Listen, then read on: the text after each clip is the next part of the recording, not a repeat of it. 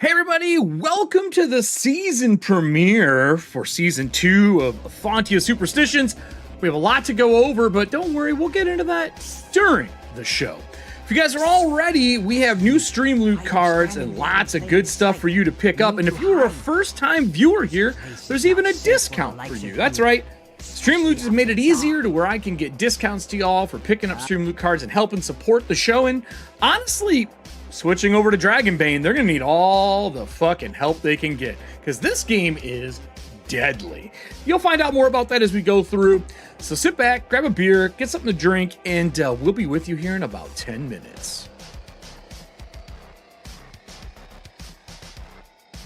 Stark raving mad. They say he dispatched his entire family.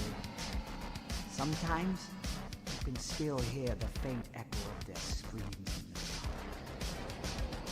His spirit now haunts this place, looking for others to dispatch. He's out there, watching you from the shadows, creeping ever closer. Here, you can hide with me. I'll keep you safe and sound.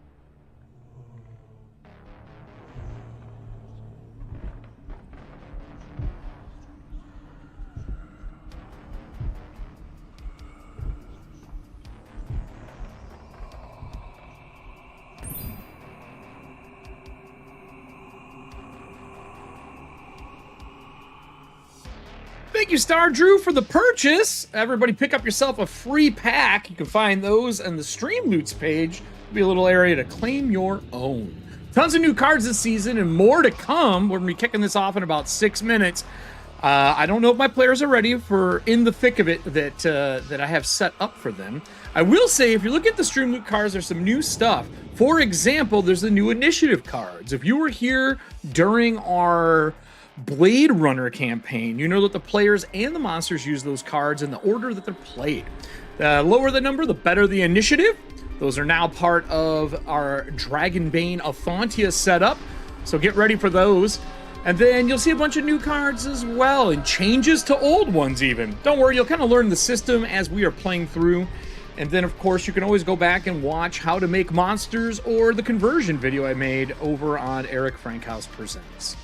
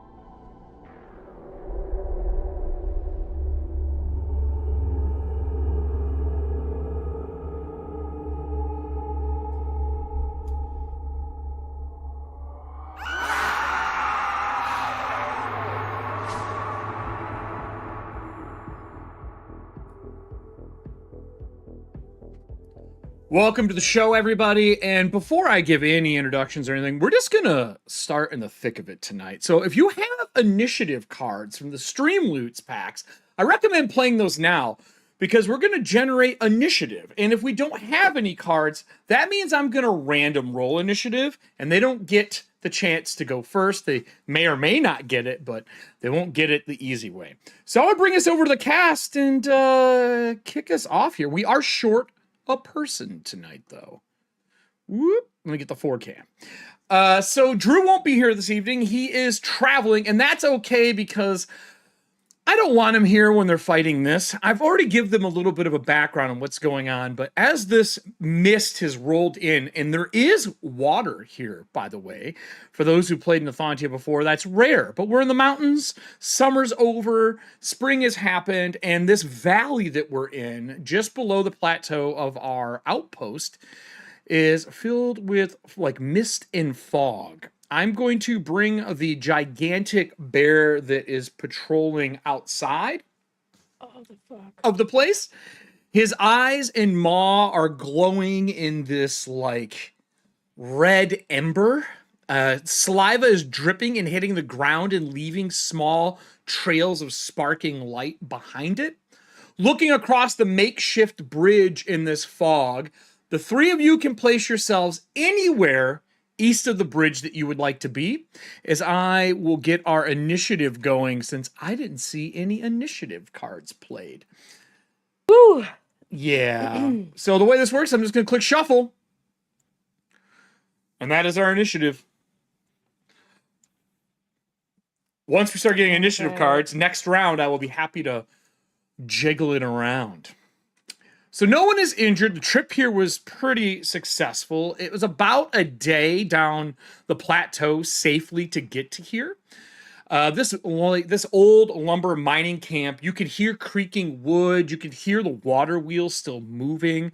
There are logs floating down this dirty, kind of mucky river. This creature is looking across the bridge at all of you at a very short distance, by the way. The squares are 2 meters each, and the first person to start is the person it probably fucking should be, Maria. You go before everybody else. Big fucking surprise there. We have not done combat, so this is new. We only get an action and a move in this economy unless you crit. If you crit, there's some extra optional shit that you can do. So Maria, seeing what's in front of you, the information that you got from the outpost, is there anything you would like to do to start? Run is an option, by the way. I want to start out that way. With the transfer to Dragonbane, I have the weakness of I'm foolhardy, although it's more of a reluctant foolhardy. Okay, fair. I'm not gonna run into danger, but I'm not gonna run away from it either. I think I'm going to, I don't know if this would fall under Beast Lore or Myths and Legends, just now that I've seen this thing versus what the bloggers had told me. They will give you different answers, is what I will tell you. It's a large bear, looks like the equivalent to like a large brown bear. Its fur is kind of oil slicked and matted down in spots. The glow is obviously not something that a beast should normally have. Right. I feel like I should have gone and put more into Myths and Legends then. I'll roll Myths and Legends. I mean, you can always go up as you go through. I got a 4. A 4? So what is your skill? Under. My skill for Myths and Legends is a 12. Okay, well that is still really good in this game, that's Kelly. What I mean, like a 4, yeah, no. No, I mean a 12 is still good in this game. Yeah. We're only level 3 characters in Pathfinder transferring over. You're still rocking it like the normal thaumaturge. So what would you like to know? I'll give you the Myths and Legends. You got to remember, in season 1, we did have bears. It wasn't good when we had the bears. You don't see anything growing out of them, but you're not sure it's actually noticed you yet. It is sniffing the ground. Somewhere behind it, you can kind of see silhouettes on the ground. but it's too far away through the fog. Anything past about 4 meters is really difficult to see unless it's large like this creature. And glowing eyes, that kind of helps. Weakness, I mean, it's a bear. Stab, slash, bludgeoning is probably not your best choice. Okay. With it, I guess like with the red ember eyes, and then it's looking oil slicked, and then it's like dropping sparks or whatever as it walks by. I guess I was looking more for like, does it, I mean, the weakness, sure. You don't think it has any weakness if it's an animal. If it's one of those creatures, though, that you fought before, fire is probably your best friend normally. Okay. But they didn't drip this ember glowing like liquid. Yeah, this looks more like it's potentially flammable. I would say it looks like it's not itself. Maybe magic, maybe some form of corruption. Okay. That's what I would say. In Moldavia, you haven't seen anything like this before, though. Right. Well, that's my action. I'm not going to move. Do you want to draw a weapon? Yeah, I would draw my my whip. Okay. So with that, it takes us to the next person in the initiative order, which is the bear. So the way this works is if I'm a monster, I have ferocity, I get multiple initiatives. This creature, though, does not. I only get a normal go. So it looks around a little bit. It bumps against some bodies that are against the edge of this cliff and knocks it down below onto the building. It's about I'd say 4 meter drop down, and it crashes into a building below. It moves halfway across the bridge, and when it steps, the bridge creaks. Kind of looks at it and looks across, and it seems to make notice of Burke as it kind of like gazes at him. With that, for my action, I am trying to induce fear. Inducing fear is a will check. It's a will roll. It's only targeted on one person. So, Burke, you'd be rolling your will. You want to roll under. Under. I rolled a 13, under 14. I'm good. You're good. While it locks eyes, you can see flashes of the people it has killed and maimed. And it has ripped numerous of the loggers apart. That is my action. I don't have anything else I get to do there, and that takes us into Georgia. Georgia, it's a bear. It's a bear. So, okay, I think that Georgia's going to want to go ahead and restrain this animal somehow, but not in a way that could be lethal to it. Okay. Because while it is inducing fear and seems to be violent, she hasn't seen it straight up attack. I'd like to go ahead and cast Ensnaring Roots, which is a rank 1 spell. Okay. I already don't like how this is starting for me. So rank 1, you do have to roll. In this game, spells aren't automatic. So you do have to roll your caster check, which you're using animism, if I remember correctly, right? That is correct. Ooh, Allie's frozen for me here. Hold on a minute, frozen? Allie. Whoop, I fixed you. Okay. All right. So yes, animism. Equal or under? Let's give it a try. Ooh, I rolled a 5 and mine's a 14. Okay.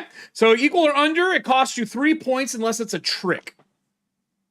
It is not. It is a rank 1. Okay. So it is 3 points. And are you powering it up at all? What you're supposed to decide before you roll, technically. No. All right. All right. What does this do to me? And do I get any rolls? The victim is ensnared by roots and branches and unable to move. Breaking free requires an evade roll with a boon at power level 1. Oh, so you didn't boon, so I just get an evade roll. I am ensnared. So as vines wrap up around this thing, start pulling it down, you see some of its fur lift, like almost like you've cut away patches of the fur as tendrils grow out of its shoulders and start tugging on the vines. With that said, I will say 100%, Maria, you're pretty sure this is one of the aberrations you encountered in season 1. Okay. I unfortunately did not evade. It's tugging, but the vines are too strong. Do you want to do anything with your move? So I placed myself up in that little outpost tower. It is a tower, actually. The tower is 2, 4, 6, 8, 4 squares tall, so 8 meters. So it's pretty high. You got a good range from up there. Yeah, I think Georgia would just kind of duck underneath, like the barrier, taking some cover, so that exactly. Okay. And kind of like reach into her pouch to get ready for her next turn. Okay. So there is secret rules in this game, like there's in Pathfinder. They're just a lot easier for the GM to manage. I will say, as you go to duck down, you can see, since you're above the fog right now, there are some other buildings that have been toppled in the area. Okay. Specifically, if you go far south, you'll see another little outpost to the far southwest on the map here. That has been toppled over, and you can see another one of those bears on top of like the rubble digging through it, and it's throwing things into the air. Far southwest. Okay. With that, I will put the second bear on the map. And then would I be able to call out? Yeah, free action. Talking's free. Awesome. Yeah, no, Georgia would call out and just say, Southwest, we have another one incoming. With that, I think the next person to go in the group, I think it is Burke. Well, he's not here. Let me remove him. Can I remove him? I can't remove him. We're skipping. Somewhere out in the wilderness, there is a Regdur hunting, and he should be here, but he's not. Burke, your turn. Okay. So in Dragonbane, my armor lasts a little longer, and we talked about like doing that early in the day and then having it on most of the time. Is that something that would be active right now because we've been traveling? Or okay, I was saying the shift before you probably did it. How long does it last? Shift. So probably the stretch before you could have done it, and if you would like to have taken a stretch rest to recover willpower, you can do that. You just need to roll for how many you get back. Don't you only? But you can only do that once a day. Once a day. I just didn't know if you wanted it before you came in here to be capped off. Because it does cost you like 3 plus whatever power level you summon it at, correct? Yeah. So I know we're not. I don't know if we're going to be acknowledging the shift from one system to another in universe. Yeah, we can. Burke is like wiped out from that jaunt into the darkest house. He's worried that maybe he's, I don't know, lost some of his touch because everything seems so much more draining now to use. So he's gonna. You guys came out into the real world of Ethauntia before you were playing a super heroic version, and now you're in the real world of Ethauntia. You just didn't know. It's been like 15 years, and we're in the multiverse. It's just another. We came out in the wrong place. Yeah. All right. So anyway, he's got this armor up already with a shield. Okay. And he's a little more confident with that being active. So I think what I want to do is,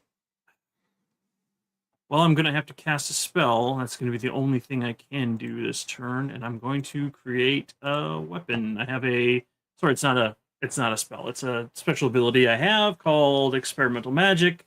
Okay. Where I'm going to create a melee weapon. Oh, okay. Out of nothing. What rank can you? Is it commons right now for you? Because you didn't put power into it. Yes, common, melee, or ranged weapon. Well, so you can either make your own up, or we can randomly pull. What do you want to do? Well, we can randomly decide what it looks like. I was thinking. I think his go-to is I was gonna say hammers, but we were told not to. Don't use bludgeoning. I don't know. Bludgeoning is not a good idea for this. So I think he'll make a hatchet or an axe. There you go. Or a battle axe kind of looking thing. Yeah. And he is going to spend, or I'm going to spend an extra willpower point to add fire damage to it. Oh, all right. So that's your action. You summon it. Are you moving? Seeing this thing is trying to cross the bridge. Yeah, I want to move at least to here. Well, maybe should I move ahead or further? Okay. Oh, that's a different square.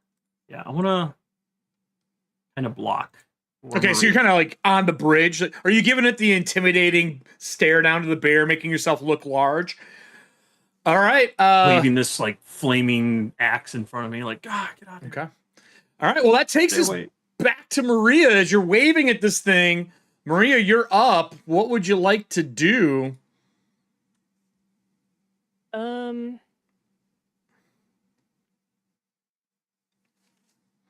I guess right now, especially since Burke just kind of made himself more visible. Trying to be the target? Yeah, to this bear. I'm going to try to attack it with my whip. All right. So attacking this game's pretty simple. It's not hard. You use your skill to attack with it.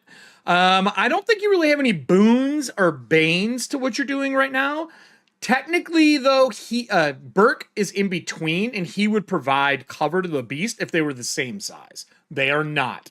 So no bane for you. Is there any abilities you're going to cast or use during this?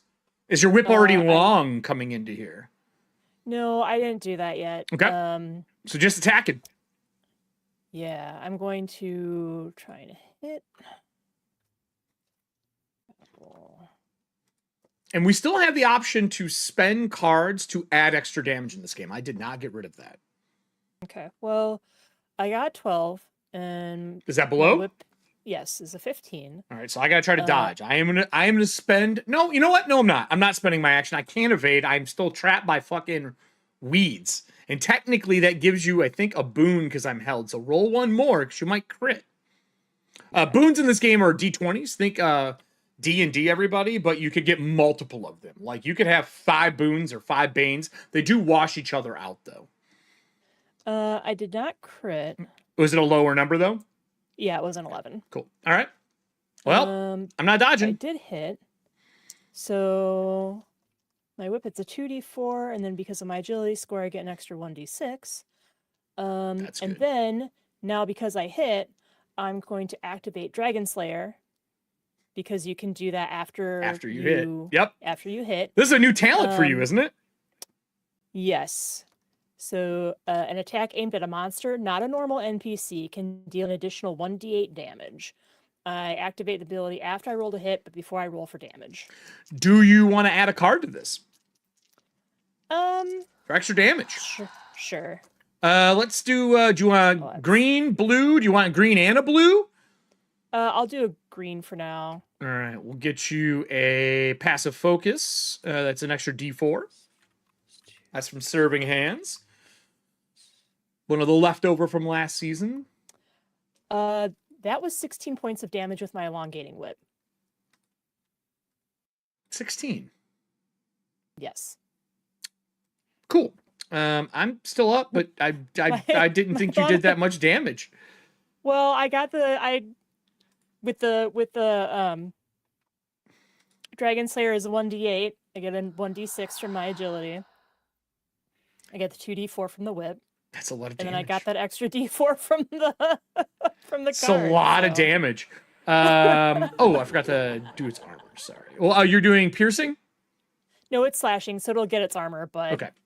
That's why I picked up Dragon Slayer. For those who don't know, weapons in this can do like slashing, piercing, and bludgeoning all kind of come with extra things. So bludgeoning a lot of times can topple somebody. What is your strength bonus die? My strength bonus die is a D4. Okay, I'm a D6, so then you can't push me. If your strength bonus die is ever higher than an NPC you're fighting, not a monster, you can actually shove them as well as part of your action when you attack. So you can move them 2 meters if you want. If you have a D6, they have a D4. Or if they have nothing, you can push them around. Okay. Which is just baked into the core system. With that, this creature is pissed. I'm going to use its trample ability, a raging trample. I'm going to try to run through both of you to do damage. You can, if you haven't went yet, you would have the ability to use evade. Now that we have some initiative cards, at the beginning of next round, I will pull cards for everybody for the new initiative. Is anyone going to use their action that they have left? Burke, you do have an action to evade. Well, No, because I stepped here to block it. I don't want to jump out of its way. Okay, if I don't hit you with my attack, then he technically stops at you because of how the attack roll works. I rolled undermine, though, which is enough to hit.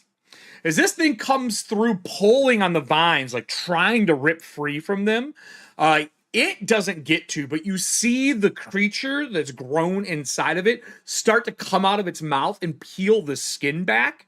As the head elongates to snap at you, it is damaging. It does a D10 damage. I do 7 points of damage as it bites down on you. It is piercing damage. You would not get your armor versus piercing. Why not? Because that's how piercing works. Oh. Okay. You can find the gap. Piercing weapons only attack. Oh, I had to attack with the Bane. I apologize. I still do it. I did not crit, though. So I would ignore 2 points of your armor for their bite. Okay. So you get the rest of it. 7 ignores 2.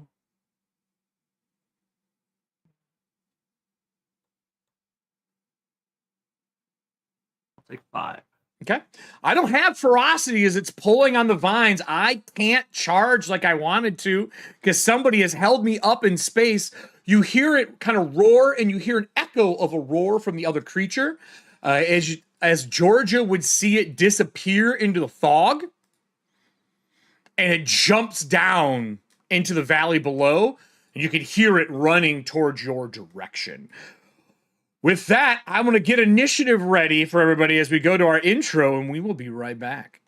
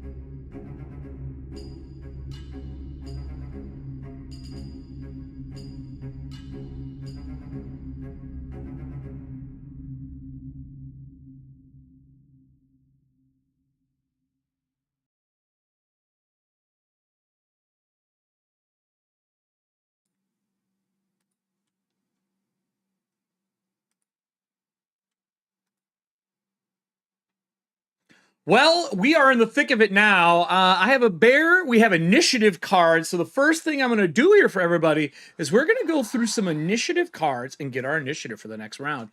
Initiative is going to be a pretty important card set in here. That's why they are commons, which will allow this is up to the players at the beginning of the round. We can opt in to take cards. We only have 3, so the first 3 players will get cards, or I can randomly roll. So I'm going to go back to the group, and I will tell you, opting to cards is usually going to be better to the group. We'll see how they take this, though. So you can opt for cards right now if you want to start the round off for next round. I will tell you that the numbers are really good, and it would put all of you before the monster. Do you want to use the cards at the beginning of next round, or do you want me to keep randomly rolling for now? I say the cards are there for a reason. Let's go. Now that you've been bit once and you know what kind of damage it does. Smoke them if you have. Yeah, let's take it out. Quick, All right, let's so go we will, back. at the beginning of the next round, I will put the new initiative order in play. My bear went. That leaves us to Georgia. Georgia, you saw this thing roaring, jumps down into the fog. You have a second one coming this way. What's your plan? I am still trapped, though. I did not break the vines. I just bit at range instead. So Georgia has crouched down and is currently pulling the cork out of one of her little pine-filled vials, and I'm going to go ahead and yeet that at this bear casting Tarfire. Yeeting? You're yeeting it. Okay. What does Tarfire do? Because we are in a new system. It sure is. So, new Tarfire. Cover one creature in an explosion of pine tar before exploding in flames for 1d6 fire damage. Cannot move until an acrobatics roll. Add 1d6 for each rank past the first and a bane to all strength and agility rolls until put out. So I would say for this, you're doubling down. I will now have a bane to escape the thorns that are on me, the briars. So I'm pinned down, covered in tar, and burning. Mm-hmm. We love it. Perfect. So, but first I need to make sure I hit him. Oh, no, first you need to make sure you cast the spell. Oh, yeah, fair. Okay. The casting spell just hits. If you're successful, the spell hits. There's no spells in this game that I can think of, unless somebody else in the cast has seen something where you roll and then I have to roll to attack. It's just you roll with that skill, and it's you either did it or you didn't. You still expend the willpower points, though, either way. Let's find out. Yeah, that's a 3. We love it. That's pretty good. Yeah. I mean, I'll take it. All right. Cool. So that's going to be a d6. Yep, d6, and it's fire damage, which matters. Eric, I love seeing that little E pop up on my dice. So that's 6 fire damage there. 6? Yeah, on a d6. Jesus. I got the little E. Okay, well, I healed some damage last round. I don't think it's going to be enough to stop this. I don't think this is enough. 6 more damage. Oh, no, I'm still up. While it is burning and the skin's burning away, you can see more tendrils coming out of the neck on this thing, out of one of the eye sockets. And then you can see it's dripping that amber burning liquid out of its stomach as it is now on fire as well. And that will take us back to the cast to see who is next. I really hoped that I would survive longer in this one, but that didn't happen. That takes us... He's making a bonfire somewhere right now. Regdur's off in the fields of somewhere safer, camping and hunting for the community, and then that takes us to Burke. Burke? He's sipping some tea somewhere at a campfire. Just some ginseng tea somewhere. He's got a talisman of floral path. Oh, Jesus. Burke, your turn. What would you like to do? Well, now that I have this magical flaming axe manifested in my hand, I'm going to strike with it. I'm going to bring it down on this bear. Bam. That's a 4. So that's a hit. And it's going to be a d6 damage and a d6 fire. Do you want me to count them together or separate? No, you can give it all together. 6 total damage. 6 total damage. 6 and it's fire. Well, I think that might be enough to put this thing down, to be honest with you. Let's look at the numbers. I only have 3 left. As this thing ignites into fire and burns, and you see the skin burn off, you see another form kind of undulate underneath as tendrils shoot out as it's pulling itself, trying to get out of the carcass, but it can't get free in time as you burn this one to the ground. I'm going to hide this one here just so I still know it's there in case we need parts off of it for monster parts. With that, good on you. That'll take us back to the party here, everybody. Group, you know there's another one coming. We're technically out of combat rounds, except for my creature is in movement on the way.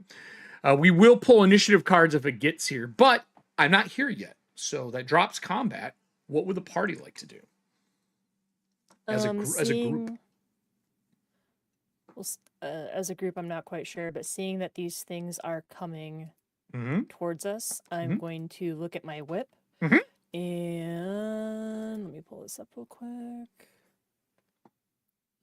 Stats. Are you extending it? Are you making the extension? I'm gonna try. I'm gonna whisper some gibbering mouther language to my whip. Yup.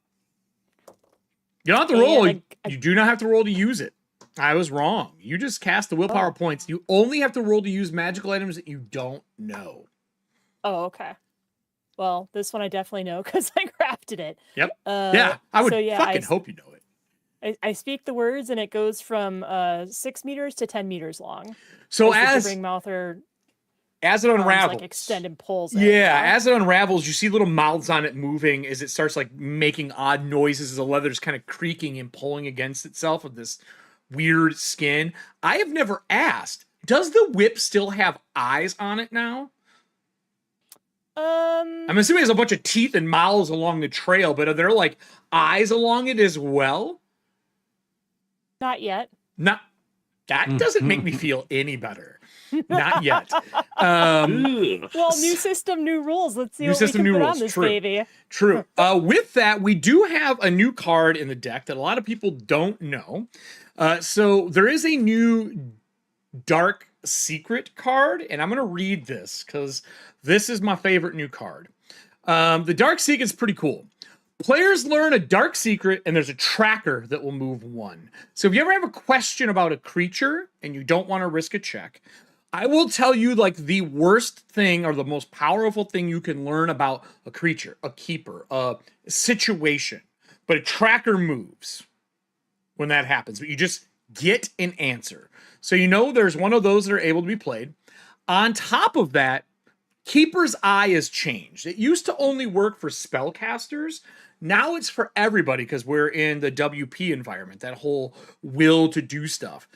A keeper takes notice, you regain a D4 willpower points, and a tracker moves. So now not just spellcasters, anyone can use it to get what you need out of it. So with that said, does Maria, Burke, or Georgia need a Keeper's Eye to get willpower back?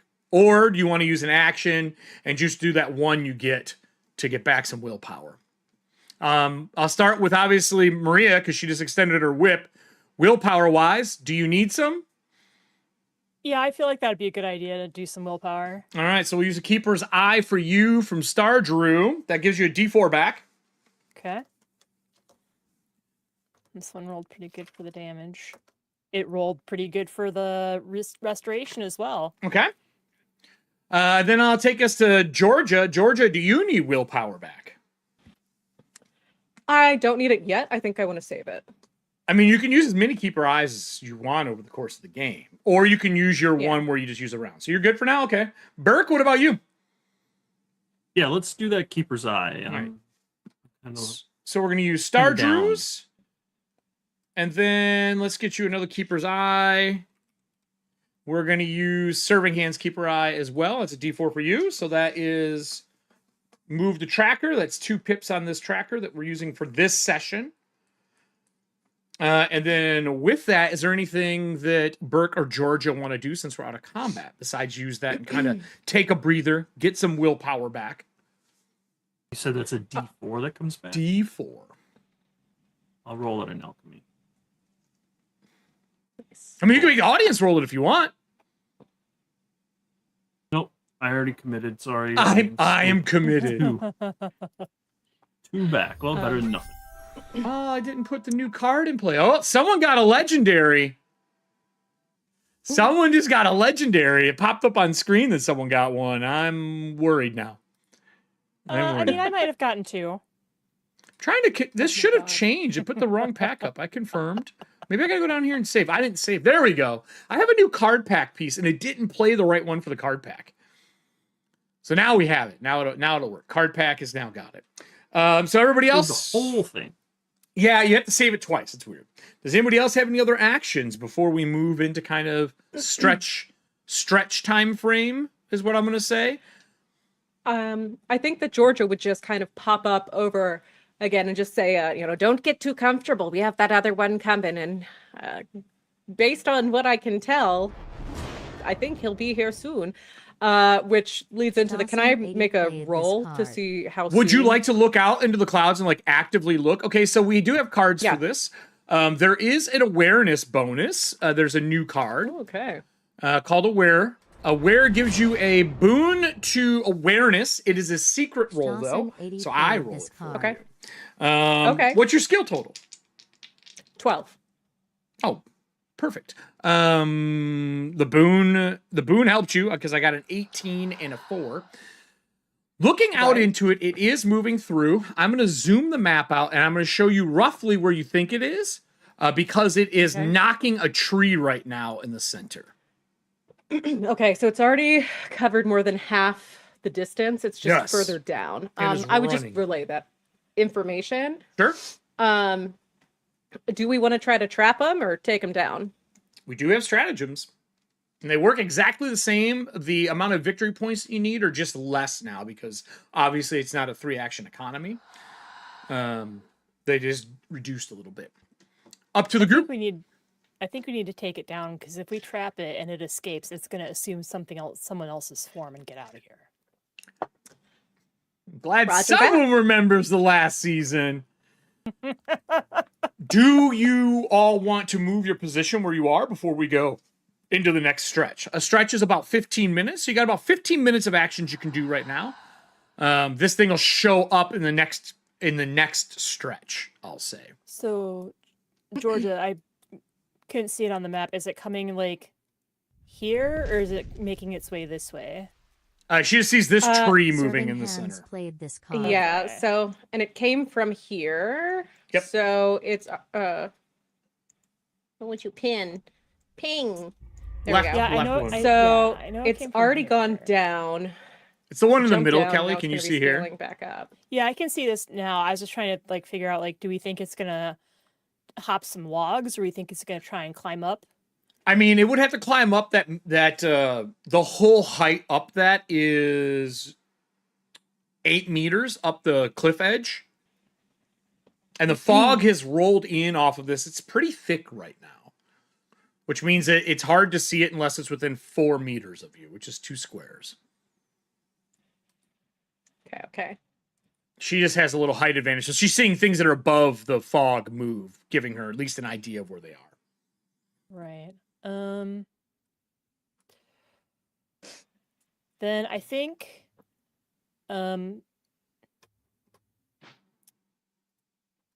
based off of what we've come up with, I'm going to pull out a bottle Okay. from my pack. Okay. Got 15 minutes. You can just use it if you want. I was going to say flashback with Master Alchemist. Okay. To make, because for my grimoire, I ended up picking up animalism, but I grabbed 1 or 2 from general. Okay. And for the grimoire, sorry, I'm still getting used to this a little bit. Yeah, it's new system for everybody. Yeah, I think at one point in time in the recent past, I would have made a alchemical potion of light. Okay.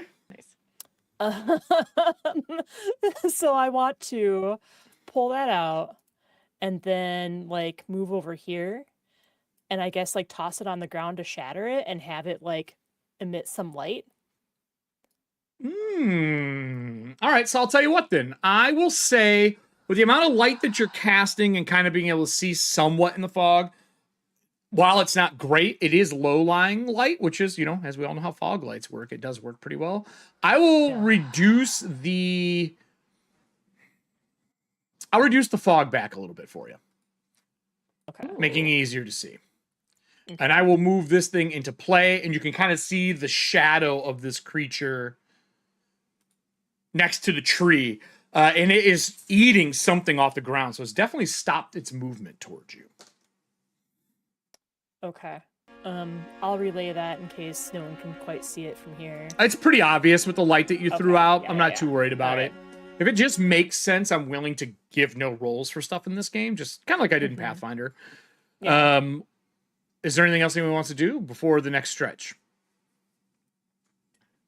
Anyone getting in a cover, moving to a different position?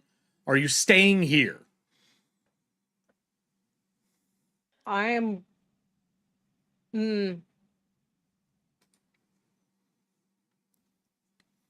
I'm staying put.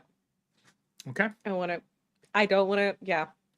I'm not very good at it in my current setup, but is there any cover over here that I could try and hide behind? Yeah, absolutely. So there's a big like log here, like a stump.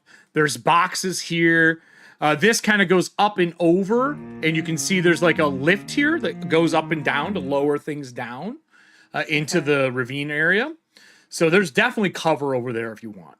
There's also cover where Georgia is, and there's cover behind you where they load the logs on, because they basically come in and go under the bridge and down a little fall. Yeah. So the logs are moving from the north to the south.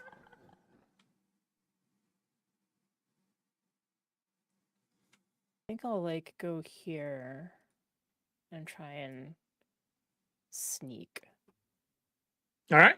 So you're sneaking, you said? I'll put us on a wide screen then here so people can, because we're splitting the party up so people can, not splitting it, but making a larger area so we can see where everybody is. So you're going to be over there. Georgia, you're staying there. Burke, you're staying where you are. No, I'm going to move up to here. I want to kind of be the, draw its attention. Okay. I'm going to move this dead bear a little bit so you're not underneath it for the audience. Actually, we just know where it died. I'll put it off to the side. I don't even see it on my map. You don't. I got a dragon, even though I rolled with Bane. For what? Sneaking. To hide? Oh, okay. Yes. So anytime you roll a dragon in the game, it does something special. Skill challenges, there may be something under stealth. I would say to take a look and make sure there isn't. Since you're in stealth, remember, sneak attack in this game is if you go before and you're in sneak and you attack a creature, you just do more damage. Everybody essentially gets sneak attack in this game. Backstab is a totally different talent, which I'm sure at some point in time Maria's going to try to get. That's just my guess. Oh, I gotta be able to hurt humans too. Yes, that's the main concern. Yes, hurting humans. With that, we are going to go into our new initiative. Go ahead, Todd. Well, if it's a new shift, not shift, new stretch. You would think they would use different letters. I have to use more willpower to make another weapon because it only lasts. Okay. Mm-hmm. I will do that, and I'll form a pistol. Ooh, ranged weapon. And I will add fire to it. Okay. And is that's a heroic ability for you, kind of like part of your training, not a spell, so people know. Not a spell. Right. That's why he's not rolling. Well, with that, our new bear is in action. Actually, what's up? I do have a quick question. Sure. Real quick. Seeing the rest of my party crossing the bridge has changed things. So Georgia would head over. My question is, how much of a drop is this? It's 8 meters down. 4 squares. 8 meters down. And damage in this game for falling sucks. It is 4 meters down to the roof of this building that the body got tossed on. It is 8 meters down to the ground. Okay. So you're climbing down this and moving and going to the back half of it? Yeah. Towards the water? Yeah, I'm getting ready. So the water is dirty. Yeah. It is mucky. It's not horrible, but it isn't clean water. Like, I wouldn't drink it, but it doesn't look like there's anything really bad. It's just dirty. With that, we said we wanted to use initiative cards for this one, so I'm going to reorganize us. We're going to play them from bottom to top. And I'm just going to do what I always do. I'm just going to grab people and drag them and put them in the order. Okay, so we have a 2, a 3, and a 1 for the party. I'm always going to do the same order, which is just what I see in the chat here to make it easier. So, Georgia, you get the 2. After that would be Burke at a 1, and then, at a 3. And then it would be Maria at a 1. That is our order, and then the bear is after all of you for this first round. Those are Star Drew and Serving Hands cards. We have 3 more on deck from buying and paying to win Kelly Dawson afterwards. So, hey, new season, same strategy. Yeah, same strategy. You survived an entire season, use it again. So with that, you do see this creature at the beginning of the round, rolling in the next shift. This thing is ran, and it is climbing up the wall now of this area. When it's doing it while the claws are out, there are extra tendrils grabbing and helping it pull itself up onto the ledge. Maria, you are hidden to start this off. The head comes up and over. It is dripping that glowing orange liquid. And what I will tell you is something else is moving below you, but out of sight, like here. You can hear it. Okay. Can't see it though, because it's you'd have to go to the ledge and look down. Yeah. What do you want to do to start this round of combat? Still more concerned about this guy. So, when sneaking, if I successfully sneak, I can try and do a sneak attack. I got ones on both mine, so, and I'm not moving within 2 meters of it, so I don't get a bane. Nope. On that. So attacking from sneak, I get to roll the attack with a boon. It cannot dodge or parry. You get extra damage if you're using a subtle weapon. My Gibbering Mouth or Whip is not a subtle weapon, though. Okay. So it's very not subtle with all the groping hands. Okay. I got another 1.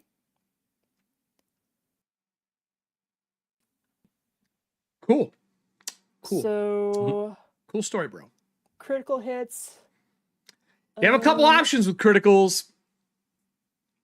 Couple of options. So critical hit, you can roll double the damage dice, which we're not going to use our traditional rules because it would insta-gib any player in this game. So you are going to roll it twice. The amount of damage, the amount of damage dice. So you just roll more dice. You could take another action, which is probably the most powerful one, if you ask me. If you have piercing, they don't get their armor, and it does have a thick hide. Right.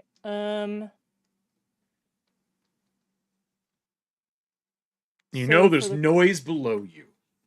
Right. Well, for the critical hit, I can either roll double the amount of dice, or I can immediately perform a second attack against another enemy, but I can't see that other enemy. No, you cannot.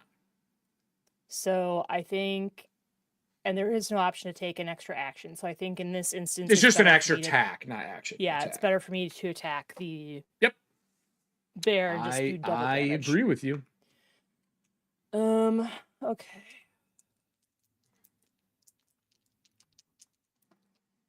All right. That was a little.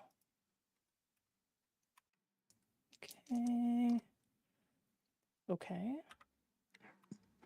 Then I am for sure going to activate Dragon Slayer again, because these things don't mess around. And you're attacking from sneaking? Yes, which is why I get the double whip dice. Mm-hmm. And that was... so I did 18 points of damage. 18 points, okay. It hits. You don't do fire damage, though, correct? Correct. All right. So 18 points of damage. As you hit this thing and whip it hard, I mean, you cut lines through this creature. It is still moving, but you've severely, ripped the, I would like to say, disguise that the creature is wearing. You can see the aberrational creature underneath it. It is not, does not look happy. I will say that. and it definitely looks like it is coming towards you. Okay. You said 16 points? 18. 18 points. Jesus Christ. Okay. All right. That's not what I wanted to hear. It's not what I wanted to hear at all. With that, that moves us from you. And just real quick as a free, since I caught its attention, I say there's something else climbing up. Yeah, absolutely. Absolutely. I just say can't something see else is it. climbing up. Are you going to move, or are you going to stay in cover there? You know it has reach. You saw its neck extend and bite before. Yeah.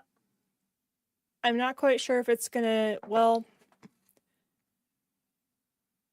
the reach I saw before was like 10 to 15 when we were using feet, so I really don't know if me moving away is the best idea. Up to you. I will stay put because I don't know if the thing that's coming up can attack me. I don't know where it is, so.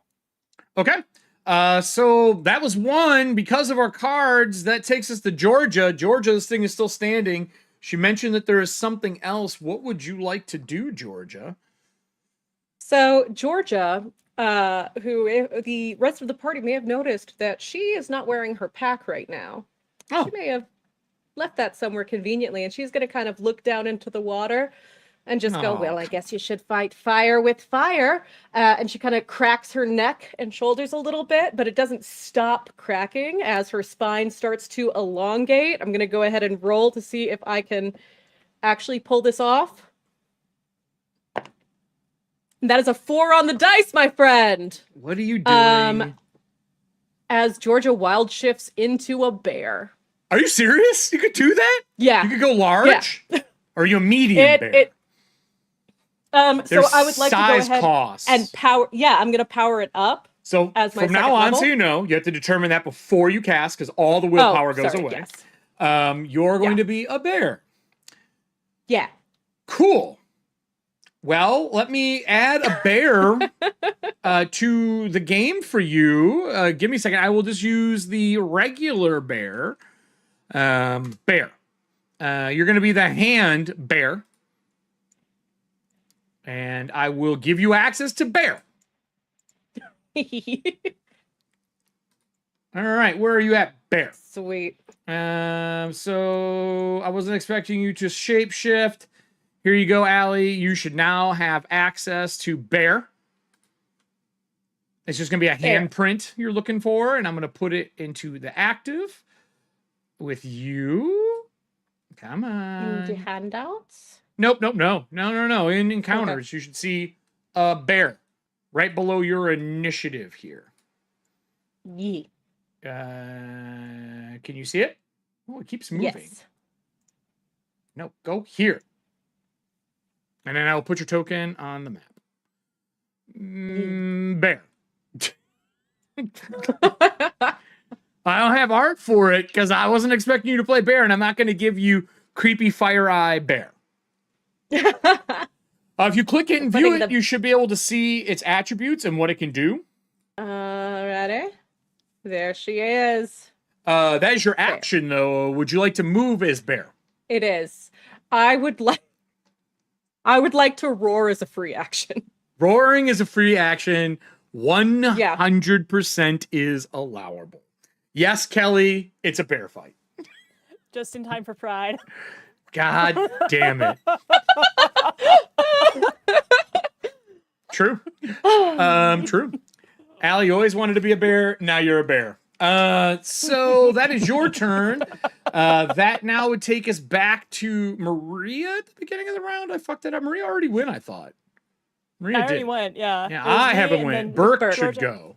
Burke needs to go. Burke, yeah. go ahead. I will fix our initiative order. Burke, what would you like to do? There's a bear behind you, but it is Allie. Or Georgia. Her clothes are on the ground. She's shifted into this gigantic monster. Are you a brown bear as well? Is there any special color to you since you're shifting? Oh yeah. So I think that this bear has kind of that same like very dark red fur color, and there is a white stripe around its neck. Oh, okay. Okay. So you I thought can you were gonna have, like, a differentiate tiger between moth pattern. horrible bear and new bear. and a tiger moth pattern on its shoulders. Orange Let's go. and black. Sure. Burke, you're in between a bear and a bear place. What would you like to do? Yeah, I made a gun because I thought it'd be shooting down at this thing. I didn't know it'd be crawling up on top of me. So he's clawing. You want to back up? You could back up and shoot.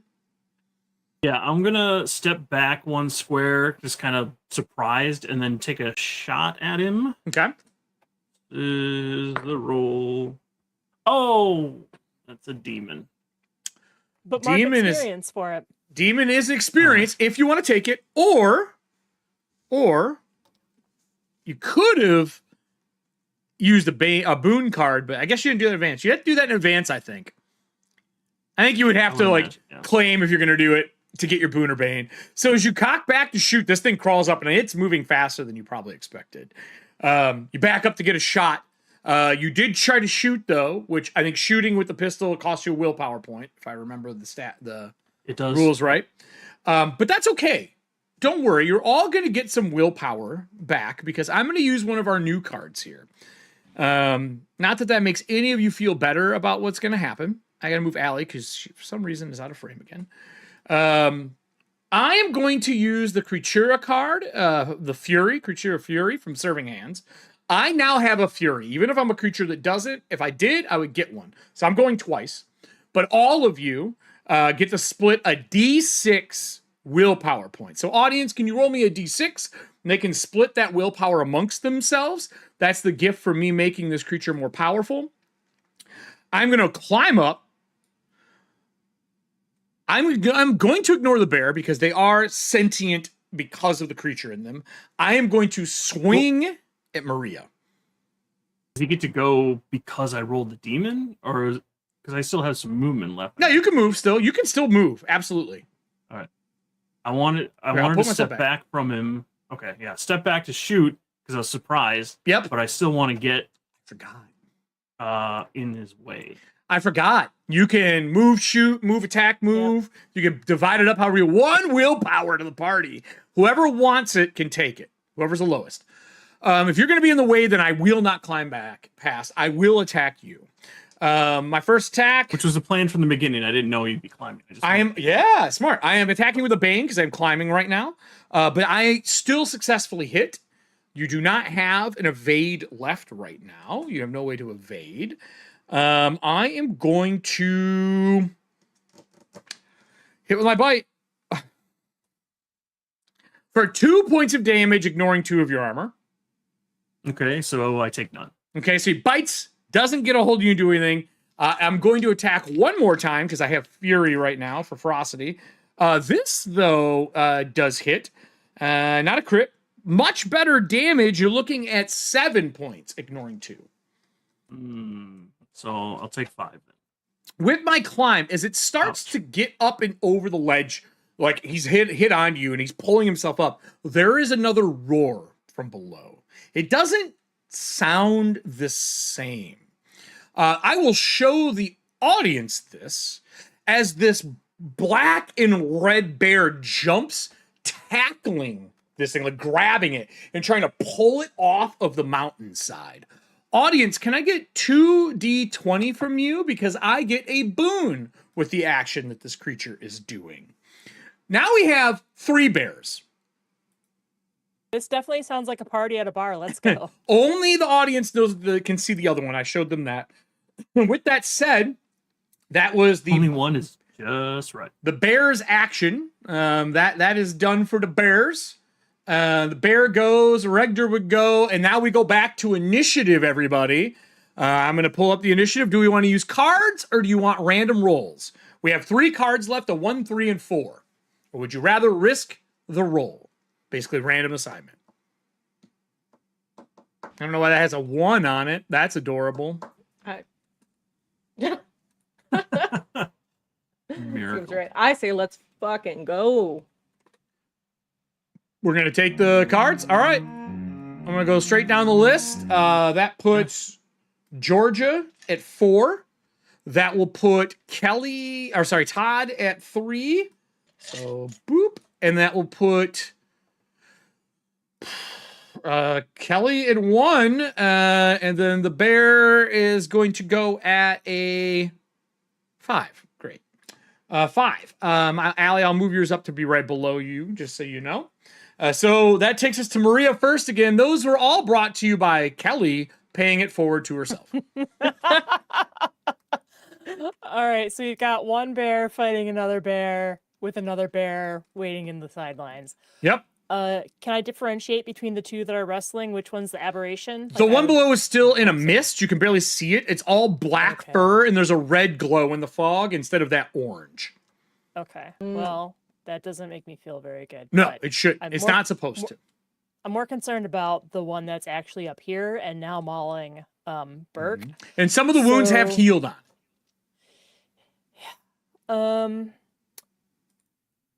I think, I'm just gonna try and attack it. Okay. You get a boon to attacking it because it is currently held. Okay.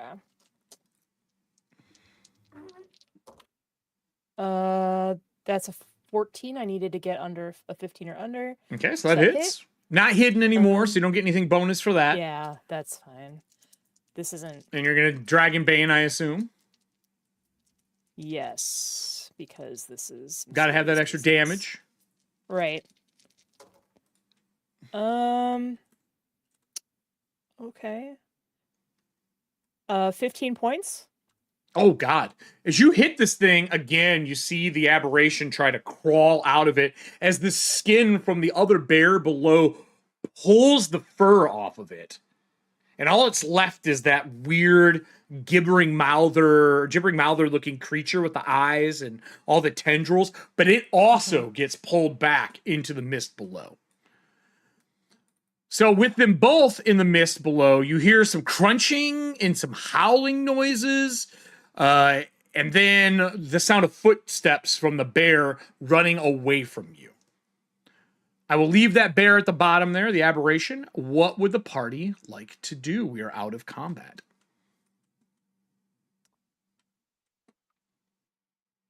I'm not gonna be able to see much because of how the nope, because the fog conversion went.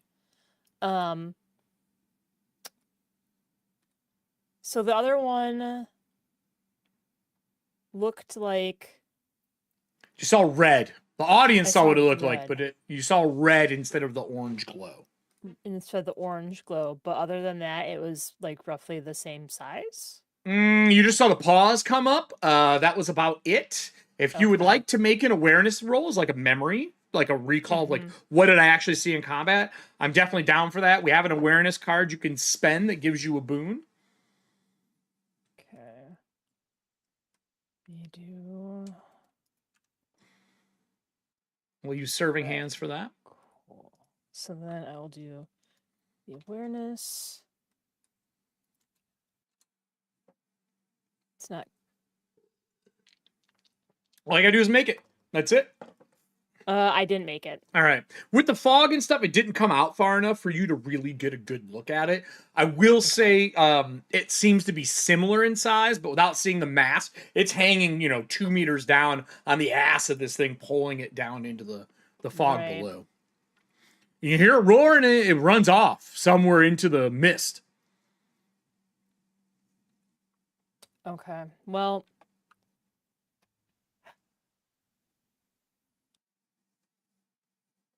what does the party want to do? We are out of combat again. Eric, could I roll a beast lore to see if I can identify the kind of You didn't see it. You're too far back. made? Oh, no, the sound. Sounds like a bear. No reason to roll even. Okay. Sounds like a bear, deeper, a little louder, like a large bear. Male. I guess I would give you that. It sounds like a male bear roar. Okay. Are you staying in bear form since you can't talk? I will for a little bit. Okay. Just to, so I'll walk up and kind of grunt a little bit at the others and try to peer into the mists. Okay. Well, Burke, I have a question for you, buddy. What's your Constitution score? 18. My best score. While this bear probably would have infected anyone else with whatever the gibbering mouther carries, the gibbering mouther, I say gibbering, but gibbering mouther carries, you don't feel you got. You know you've seen other people contract it, but you seem to be okay. With that said, you're guessing it does have some form of infliction that it can cause. And in Dragonbane, the virulency of a curse or disease is a number, and it's your con versus that number, and I roll it. It's like a quiet, private roll. I may PM you and tell you if you got something, but you feel like you're okay.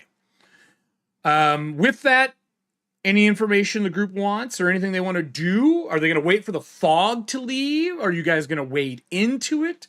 What's the party's goal? And by the way, George is a bear. Right. This So is I'm new. gonna take a round to get some willpower back. Okay. How does that work? So people who are watching know, because this is new for them. So lost hit points and willpower are recovered by resting. There are 3 types of rests: a round rest, a stretch rest, and a shift rest. While resting, you cannot perform any actions that require die rolls or willpower. A round rest is just a quick breather. It's literally a round. During a round rest, you recover only 1d6 willpower and no hit points. You can only have 1 round rest per shift. So I'm taking a real quick breather to try and get my willpower back. I got a 4, which is good. And a shift is 6 hours for everybody, just so you know. For the audience. Yes. So you got a decent amount back. Is anyone else doing that? Is anyone else taking their breather? Yes. I think so. please. Yeah. Georgia would kind of turn around to show the moth. Oh, you got like on her back. Does it look like your moth above your portrait? Yeah. The white stripes and the orange just like on the collar. Yeah. And kind of like grunt in response to Burke saying it was new, to be like, you saw me be a moth before. It's not that new. No, yeah. That's true. And yeah, she'll then just kind of like poof and like plump onto the ground and rest as well. Okay, so you lay down and like take a breather as well. So you've seen her turn into creatures before. This is honestly the first time she's ever turned into a bear, even previous season. She's done a moth, but never a bear. Speaking of moths, I need the audience to roll me a D12 roll. On a 10 to 12, there is something that happens. We are in the month of Sturge, and if people don't know what that is, let me give you a little breakdown on the month of Sturge in Ethauntia. So 12 months, like any other setting, any other game, but we have specific things that happen in each month. Not holidays per se, but like changes in the actual kind of structure of the world. I guess that's how I would explain it. We have used Sturge in other shows. And private too, but I don't think we've done it during Superstitions yet. I think we only did it during Dark Tides. So Sturge, when the surface was covered in darkness, people were hiding in safety, trying to find places to kind of hunker down away from the tides that spewed and covered everything. But then there was a sense of evil that could no longer kind of be contained by the world with everything falling apart. And streams of Sturge filled the skies in the air around people for years. These are like oversized mosquitoes that travel in packs, like little swarms of them, but they're about this big around. And they can drain the blood out of somebody fast. And I even took the time to make Sturge swarms for Dragonbane, because I feel like if we had a month, I should probably do that as well. Damn, D12 and gets a 2. There are no Sturge in the area during this next part. With everyone kind of rested, hunkered down, the fog recedes a little further back as you take a breather. And I will move it back to a third. You can see a little bit more of the map now. At least you should be able to. Let me know if you can't. You can see there's numerous buildings and lifts that carry things down into the area below. You can see the mill out in the distance now a little bit, but it's still covered by fog. Numerous logs are floating down the river from whatever they were doing upstream. You can see racks where they hold them. There are tents and buildings built around the area. But when it moved back, there are dead bodies on the ground near this lift. Like they made it up. They tried to defend themselves, but didn't quite make it. We are out of combat and out of stretch right now. And we are into, out of that round, and we're into stretches now. So basically, you guys have about every 15 minutes, check your stuff that takes a stretch of time for it to go away. We have one stretch now with anything that you currently have active. What does the party want to do? And Allie, obviously, you can understand them. You just can't speak to them right now. Yeah. Do we see any bodies that look like the foreman? No dwarves. There are a lot of humans here. They look like there are probably workers here. They are mauled and torn apart from where you are. Until you go down, you're not really able to investigate them well. I have a question. Yes. What's the phase of the moon? Currently, Yes. it's in daytime actually, just like the map.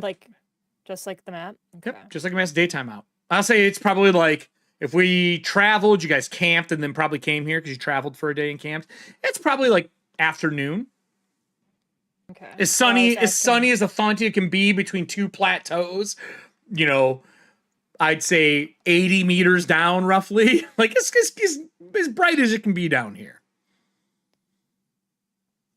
Okay. Well, I was asking because I was wondering if perhaps the foreman or someone else on the group may have been cursed with some sort of lycanthropy, because when I was talking to the loggers, they said the foreman told them to get away before the attack actually happened. They did. And if true. this other bear is going after these aberrations, and we just saw Georgia turn into a bear, so I'm not sure if this foreman is also a druid or some sort of shifter or under a different type of curse, or is another cryptid. That's why I was asking. I mean, that's a good question to ask. Allie, if you would like to give me a myth roll to see if you can think of any other druids that are dwarves, because they would be rare between all the circles. Unfortunately, you won't be able to say anything. I would say, though, you probably have a code between all of you, between like 1 for yes and 2 for no when you paw the ground. Like, you got to have something like that at this point in your druid expectancy. Alrighty, that is a 4 on the dice. This baby's rolling 4s for me. Someone earlier said, you know, this is the game where all your bad dice are good. So, I mean, hey, I'll take it. So with that, Allie, in Discord, I will send you a little message so you know. I'll just send it in PMs because I know we talked recently. Is there anything else the rest of you would like to do? How smart are the Digidice? I'm sure they'll start to adapt and roll nothing but high numbers. Probably, I mean, yeah, the Digigods are real, right? No, I don't have anything else I want to be doing specifically here. I would like to keep a lookout, though. I'm a little nervous if there's something lurking below that sounded like a bear. Like that's scary. That there might be stuff that large looming yet. So I am going to be on alert. Okay. Well, I'm foolhardy, so I'm gonna go be a Belmont. Okay. And take the lift down. Is anyone else going with her when she goes to the lift? Oh, I wouldn't fit on the lift, would I? Yeah, you would. It'd just be tight. Okay. It'd be like a bear sitting on its butt and 2 people like pushed up against it. Or you can just climb down if you want. I'll go ahead and climb down. That will absolutely require a roll. So climbing is acrobatics usually, but because you're strong, I will let you just use your strength. It makes sense for this. Just make a strength roll. You don't even have to look up a skill for them. Okay. Because I think the bear's strength is like 16. That was an 11. All right. So you usually climb down. You see her climbing down the side of the dirt and rock as you two go to the lift. There's a lever for the lift. The lift is covered in claw marks, like big ones. But I will say the awareness alone between the two of you, there are a lot of smaller, like markings and rake marks. No fingernails left behind. It doesn't look like somebody dragged But it does look like there was another fight on this lift. There is some blood, but not a ton. There are a bunch of stains all over this that don't fit regular wear and tear. Like, it's not rain or water or weather. There's some odd, slick black stains on the area where you would get onto the lift. Is it similar to what was coming out of that bear thing? No, the bear was like a red, umbery, burning look. Once it hits, it kind of burns itself out, and there's nothing left behind. Kind of like burning its own fuel source. Does it look like the bleak or the dark tides? It looks like dark tides would do if it were to stain wood. The thing is, it doesn't have that rainbowy sheen. Now, okay, you know that tides, for a rainbow sheen to happen, it needs to be an old stain or something that's constantly stained. Like when salt water stains something, it eventually leaves that salt behind. If you're on a coastline, that's where you usually see that rainbowy oil slick sheen. Or if there's very strong tides, you'll see it. I'm picturing like dark tide stained furniture, like uranium glass. It's like you probably shouldn't have it around. Yep, you got it. Yes, exactly. But it looks pretty. All the rich people are like, this looks pretty. So excited to do the layout for the book. I've already just started downloading every piece of photo stock I can find for oil slicks. So with that, are you lowering the lift as you see your friend? As the camera kind of pans back over your shoulder, you can see Georgia climbing down in her huge black, white, and orange bear form. Yeah, I mean, unless there's any obvious damage to the lift itself, like no, it doesn't seem to be. You hear a kunk, and it slowly starts coming down. When it hits the bottom, and I will say, Georgia, you're probably down there first as they're doing anything. You hear a noise as it like comes down on top of something. You don't need like a star-shaped crank or anything. No, nothing like that. There is a body underneath the lift that it's kind of come down on. Looks like it's already happened once before. And there are big claw marks in this person. But it looks like another one of the workers as you kind of come down to the bottom of the lift. Well, that's unfortunate, but... is there anything, Georgia, you want to do when you get down? You do see this other bear that got pulled down and mauled. It got like shook a bunch and then tossed into the middle here. There's a bunch of cut down trees. This is a pretty large tent, 2 squares tall. So you're talking 4 to 6 meters at its peak. Anything you want to do or search around for as you see the lift kind of coming down out of your peripheral? I want to take a look at tracks and see if we are expecting any more of these bears to show up at any point, and the direction that the mystery bear came from. So I can tell you that Drew and I had a really long conversation on tracking because we were trying to figure out what the fuck skill you use for tracking. I thought it was going to be bushcraft. It isn't. It's hunting and fishing. Oh, fuck. Because when you're hunting, it is tracking prey and following stuff. You can make an awareness roll in an area to kind of like search an area. It takes a shift. So like if you go into a building, you want to search like the first floor of a small building, it's an awareness roll. It takes about 15 minutes. It makes sense. That's you kind of tossing the place looking for clues. But if you want to track something, you're looking at hunting and fishing. Now, with that said, we do have a survival bonus right now. If you would like to use a survival card, they give you a boon to survival. And that involves not getting lost and tracking. And I'm asking you if you want to use it because of the fog. If you go into the fog, you're going to be at a bane. Yes, I would like to use that.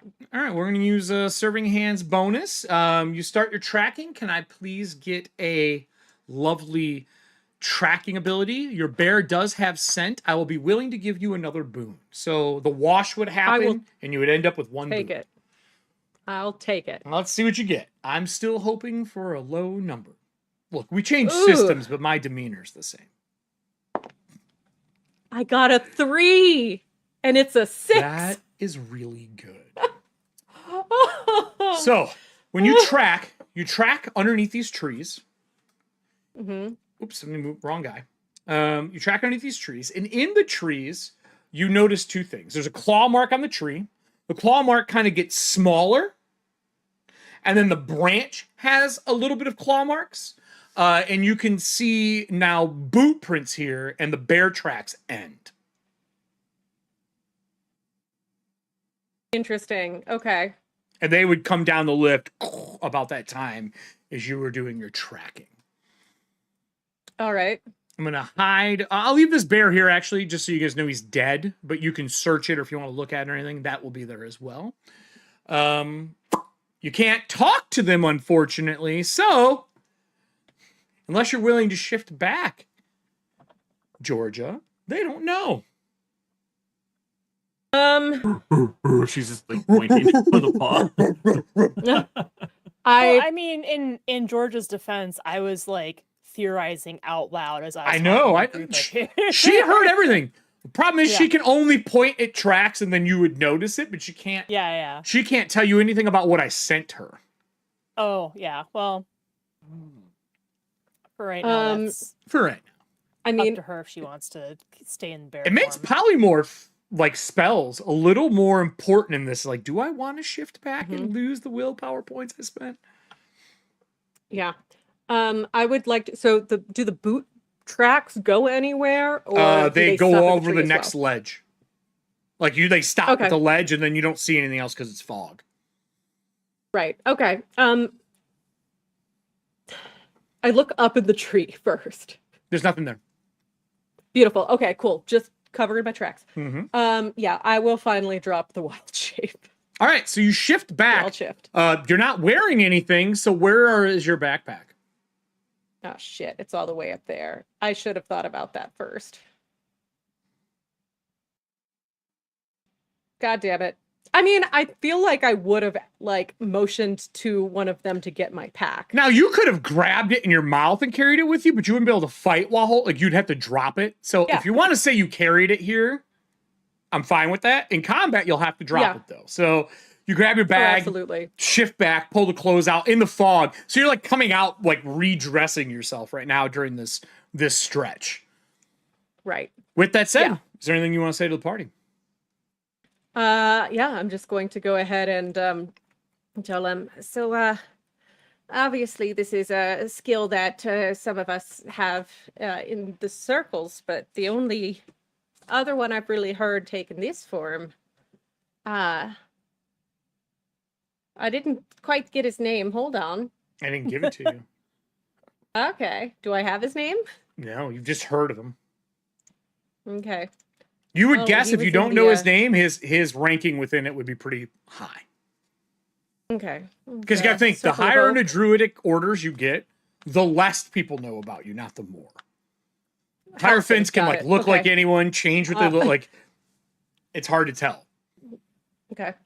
And I'm going to go ahead and kind of gesture to the tracks and go, the tracks go ahead and they change back into boot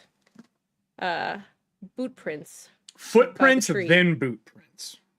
Footprints, then boot prints. There we go. Similar to you. You had to Yeah. put your shoes back on and all that stuff. So someone turned into another bear and is taking these things out, hopefully. Presumably. They're helping us. Why'd they flee? I mean, they may not have known us. I mean, and for all they know, if we got attacked, because I do remember that when you get attacked, you had a chance to pass a curse on. I say if it thought we were attacked, maybe it didn't want to engage. They didn't want to engage in case we were contracted the curse or the affliction. That's fair. Eric, I have a question. That's what I'm here for. In terms of the druid circles, I know I'd know a good amount about pine. How much would I actively know about oak? Any other druidic circle, you just make a roll at a bane because it's not your own. Okay, yeah, I'll do that. Which one you want to, you're trying to roll on oak? What are you trying to figure out, though, is the question before you make any rolls. So if it's something general, I'll give you information, but. Yeah, I'm trying to see basically like why they would be in this area, what would bring them in there, because I There's mean, a circle. Really there's a circle of oak and ash here. There's just no willow in this area that you know of. Okay, cool. There is circle of oak, circle of ash, circle of pine is the most dominant one here because there's so many pines in this area. But you don't know of any willows because there's not a lot of willow trees out here. It's too cold for them to really do well. Okay. Cool. Okay. Well, No roll but required. if it's oak, like I would know their general values as well, right? Yeah, I would say whatever's in the player's document, you would know if you go to them. Okay. Cool. You would Cool, definitely cool. have that basic information, just not names and specificity. Okay. Do I see? No, I'll let other people talk first. No, I while mean, ask your questions. We're already in this train of thought, so do you have anything else? I'll let you know. This is a kind of a weird question, but where the boot prints turn or the footprints turn to boot prints, I would want to look if there's any area around there that looks like a pack was set down, and specifically if there was a shield. No packs set down. Okay. Okay. I said you did see claw marks on a branch that were smaller, like in the middle of the shift as they were grabbing, but no actual claw or no actual pack marks or any like disturbances other than like somebody Okay. getting dressed, which you did there as well. Okay. Gotcha. They might have pulled a Peter Parker, from what I've heard. They like to stash Peter things. Parker, get the fuck out of here. I think if that was the case, wouldn't he be in a spider form? Why, to climb up the tree, yeah. Don't make me turn your camera off. All right. Is there anything else the group would like to do? Are we going further into the place? I mean, we were sent here to try and find the foreman, and if our mystery guest isn't the foreman, maybe they know what happened. I don't think it would be. But regardless, I don't think you really finished your train of thought when you were telling us about this, what you saw. Like, do you think this... Well, it's definitely a humanoid of some sort. It was some sort of shaping spell. Ooh. Unless.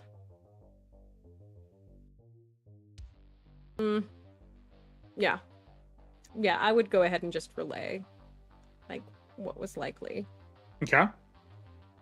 Like, chain of events there. Sure. I mean, I'll assume you all catch each other up over 15 minutes. Like, remember, this isn't round by round. It's like 15-minute increments. Yeah, So- I guess, like, do you tell us you think it was another druidic circle, or you just think it's a shapeshifter? I'd say probably a shapeshifter. I'd say the only one that I've really heard of is this one, Circle of Oak. And what are they responsible? I mean, what are they responsible for, generally speaking? The Circle of Oak believe that the wild and humanity can live together, that no matter what the ages, Oak will outlive the bad decisions of people. They are hardy and strong of body and will, while the dark side believes in striking first and overtaking the land that is rightfully theirs and wielding shields or large cudgels of iron oak hearts. With that, as the camera kind of pans back, all the trees in this area, the valley, are oak. That's what I was getting at with my questioning. Yep. That being the case, that further reinforces my belief that perhaps the foreman or someone on the payroll may have been sent here to help with the logging and make sure it doesn't get out of control. Possibly. And because for me, like, both Kelly and Maria, to have that, like, supernatural sense of, like, we're getting attacked, you gotta run, and then all of a sudden these gibbering mouther creatures show up, like, because we got caught I mean, there's definitely a bad. sense or awareness, and you've dealt with Yeah. those monsters before, so they show up, and you didn't expect them. Like, they just kind of, that's- like, it's a bear. You're like, fuck, it's a bear, and then it's more than a bear. Similar to Right, what so, I happened mean, this time. That's why I'm, like, kind Oh. of hung up on this foreman being more than just a foreman. Yeah. We do have a couple Dark Secret cards. I mean, I'm willing to use a Dark Secret card, but I move a tracker. If you want a little more information on anything here, like if you want to kind of go through the buildings that are outside of the fog and look through them over another shift, I'm willing to give a dark secret and let you guys figure out a little bit more. Or you can make rolls if you don't want to use a card and move a tracker.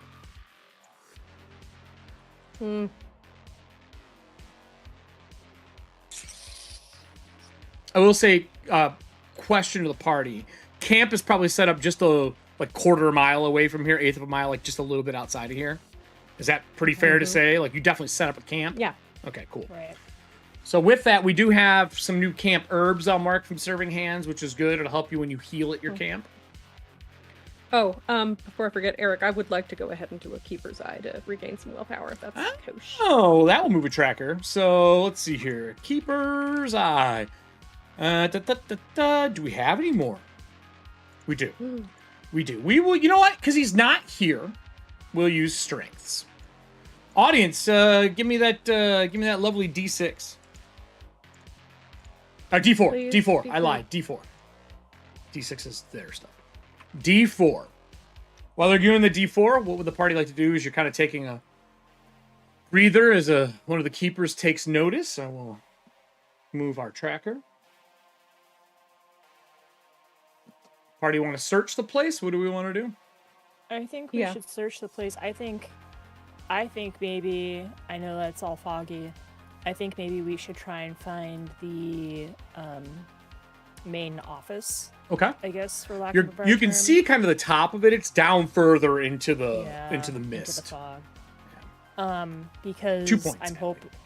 I'm hoping either we will find the foreman or find some clues as to what they might have known before the attack happened, or at the very least, find out what the plans were, because if there are any survivors, maybe they were able to take the plans and hide somewhere. Okay. Or look at the plans before they left and be like, hey, these areas were marked for emergency gatherings in case something went down. Okay.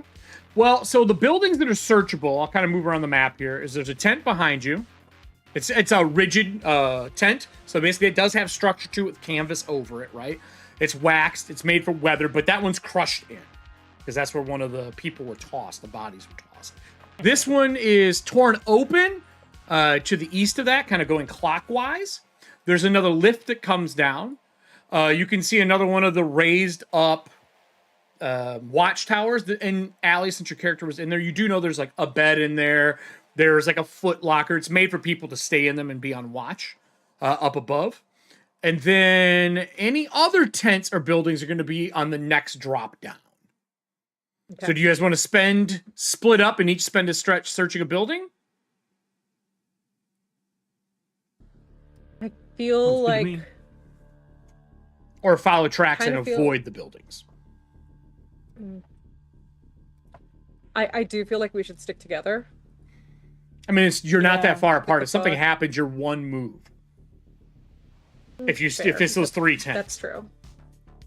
I know it looks far, but let me zoom out here for the party map. It's really not that bad. Between here to here is 4 squares. 3 squares if you go shallow. It would be a jump across the water, though. My movement is 7 squares, so... Right. You just be making an acrobatics check to cross, that's all. Yeah. I'll move this off the side for you. Oh, perfect, thank you. But I meant more if we want to split the party temporarily. Yeah. To take a look. It'd just be, remember, we're not in combat rounds till combat happens, so it'd be you go to that building, you go to that building, everyone makes an awareness roll, or you can spend a Keeper's Eye, and we can see what we find. I'm gonna roll. Oh, you jump across? All right. It's just a regular acrobatics check. Not hard. Okay.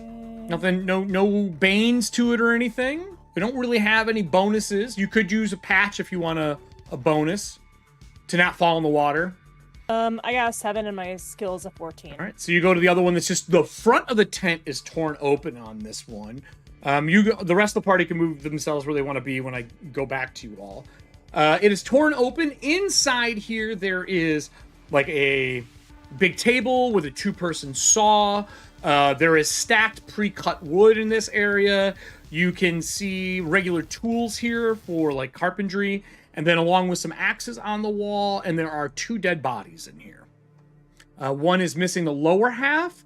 The other one is behind wood, piles. When you get closer, it looks like the person tried to hide there and just got mauled in the corner of the tent closest to the rock face. If you want to look for anything else in there, it would be awareness roll to kind of search the area during that stretch. Yeah, I will do an awareness, and I will pre-patch it to get a boon. Okay, cool.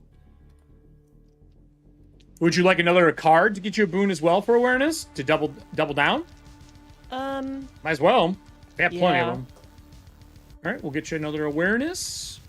That one will be from Serving Hands. Passive Focus is the previous version of that, just so you all know. We have quite a few of the passive focuses, which is what it replaced. Okay, well, I got a 7 and my awareness is an 8. Okay, so in here, it does look like the people were mauled and pulled apart. I will tell you, it does not look like it was by a bear. Okay. The claw marks are closer together. Their arms are ripped up. There are multiple puncture wounds and flesh torn off of them.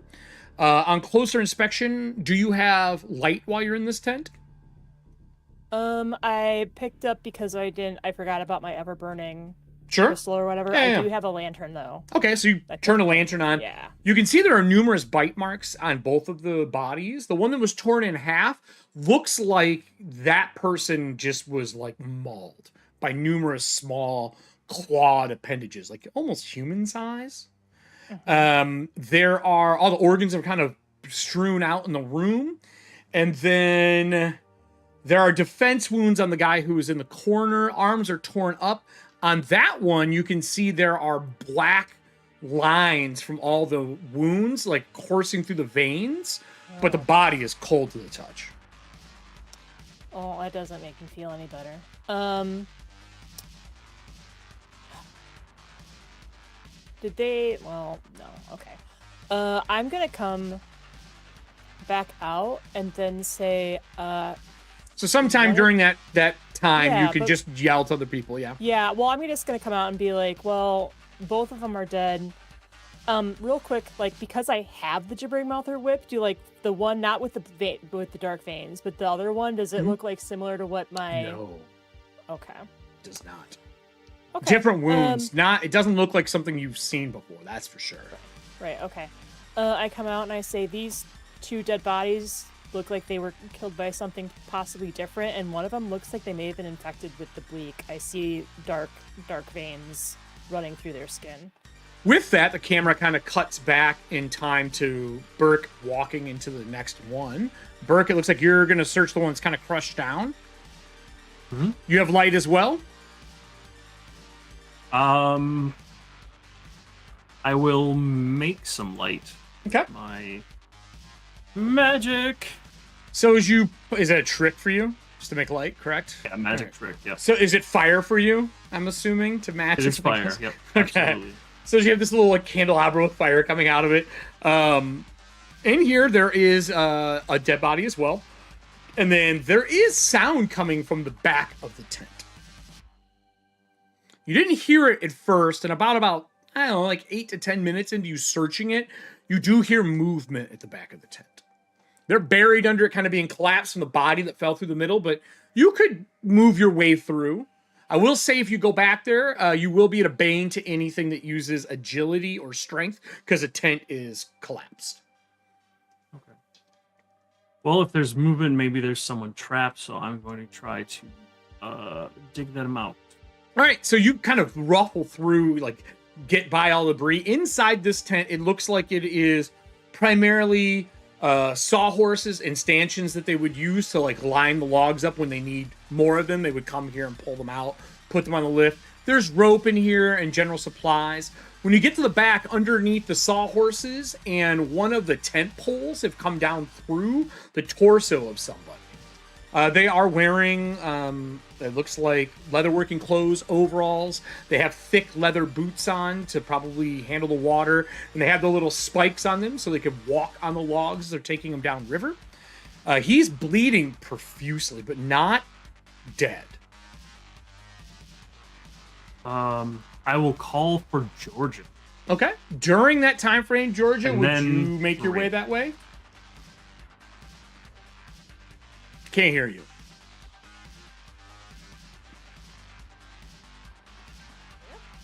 But hearing Burke, I would go ahead and double back. Okay. So as you make your way towards him, I will just move your character. Oh, you already did. Move your character over. He's in the back of the tent. With light, you can see there's a hand up on some of the like clap saw horses. About this time, Maria is given the information on what she's found in her tent.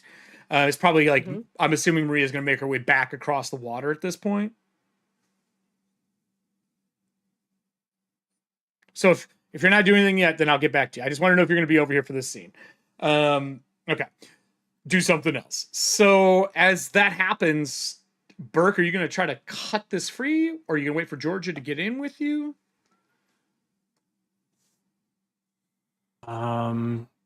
I want Georgia to assess the injury before we try moving anybody. Okay. Okay. Yeah, I will head over that way, but I'm going to try to make sure I'm keeping some distance. I will go ahead and rip a little piece of fabric off of my shirt and make a little mask over it. Okay, so you like kind of cover your face in case there's any airborne stuff. Is that what you're saying? Yeah. Okay. I don't want no infections. As you cover yourself up, there doesn't seem to be anything besides like the dust that's in here. The man coughs some blood up when you get near him. He's severely wounded. He has a tent pull through him. He's got lacerations all over him and some punctures through his right shoulder. It looks like he was probably defending himself with that arm. You could try to patch him up if you want. Patching people up does take time. Yeah. I believe, if I remember correctly, a heal check is a stretch to do a heal check on somebody. Yeah. I'll do it. All right, so you're going to sit down and start bandaging him up. And are you going to assist her? Because that will give a boon if you are also trained in healing. If you want to assist. Ooh, KJ. I'm not very good at it. But it doesn't matter. You just automatically aid. If you want to try to help her, you can help. No roll is required. So you get a boon on your heal check. If you want to look up healing and skills, I will go back to Maria as you're taking another shift to patch up. Just get your numbers together and all that stuff. Let's bat it up here. Maria, you said you're going to spend some willpower points. What bullshit are you doing now? Well, it's not necessarily bullshit yet. Damn. I assumed it was. I am going to spend 1 willpower to use Sense Magic. Oh, okay. There's no magic in the tent. Outside the tent, there is some magic by the campfire to the east. Okay. Since I'm not quite sure what's going on there, I'm going to... They would have yelled someone was injured. You would know that, but alive. Yeah, okay. Unless they ask me for help, I'm going to just let them know that there's some sort of magical aura by the campfire site. I'm going to go check that out real quick while I'm afraid that there might be too many cooks in this crumpled up kitchen. Okay, so when you move over to the campfire, basically during the second stretch that they're healing this person, there is a bunch of cooking like pots. Some of them are cold now. There is a bread oven, which is the big black cauldron here. The fire is dead, but everything is full of liquid. It is that orangish color that you saw in the bears. Okay. I'm not going to drink any of it, but I'm gonna touch it is one magic. of the... If that changes anything for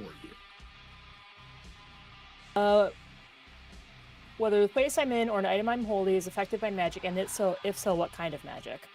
It would. What does it give you for like what kind? Do you basically know the school it's from? I'm guessing. I think I would know if it's like general or animalism or elementalism or whatever schools of magic we have. It would fall under spiritualism. Okay. Which is the new school for Ethauntia. Right.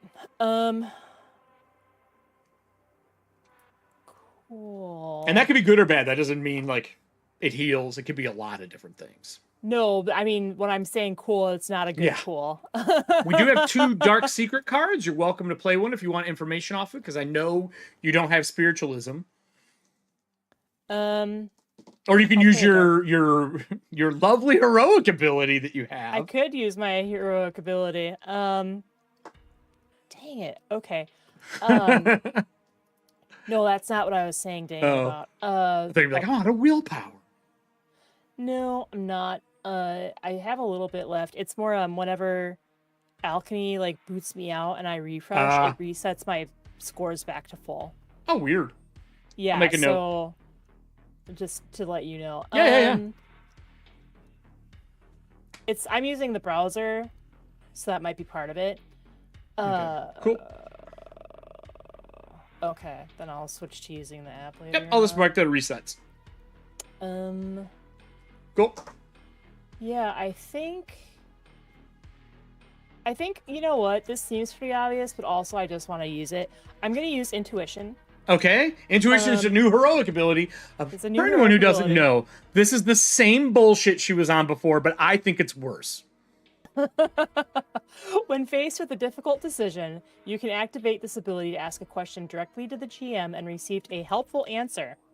The answer represents my vast general knowledge and should only aid your decision making, not reveal everything there is to know, which is fine. So Cool. What's your question? my question is this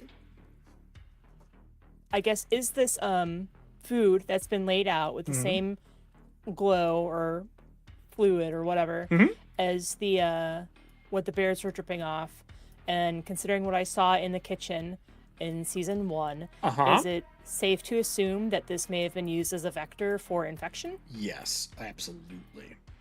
Okay. Great. So then, that being the case, would it be a good idea to burn the corpses that we find here?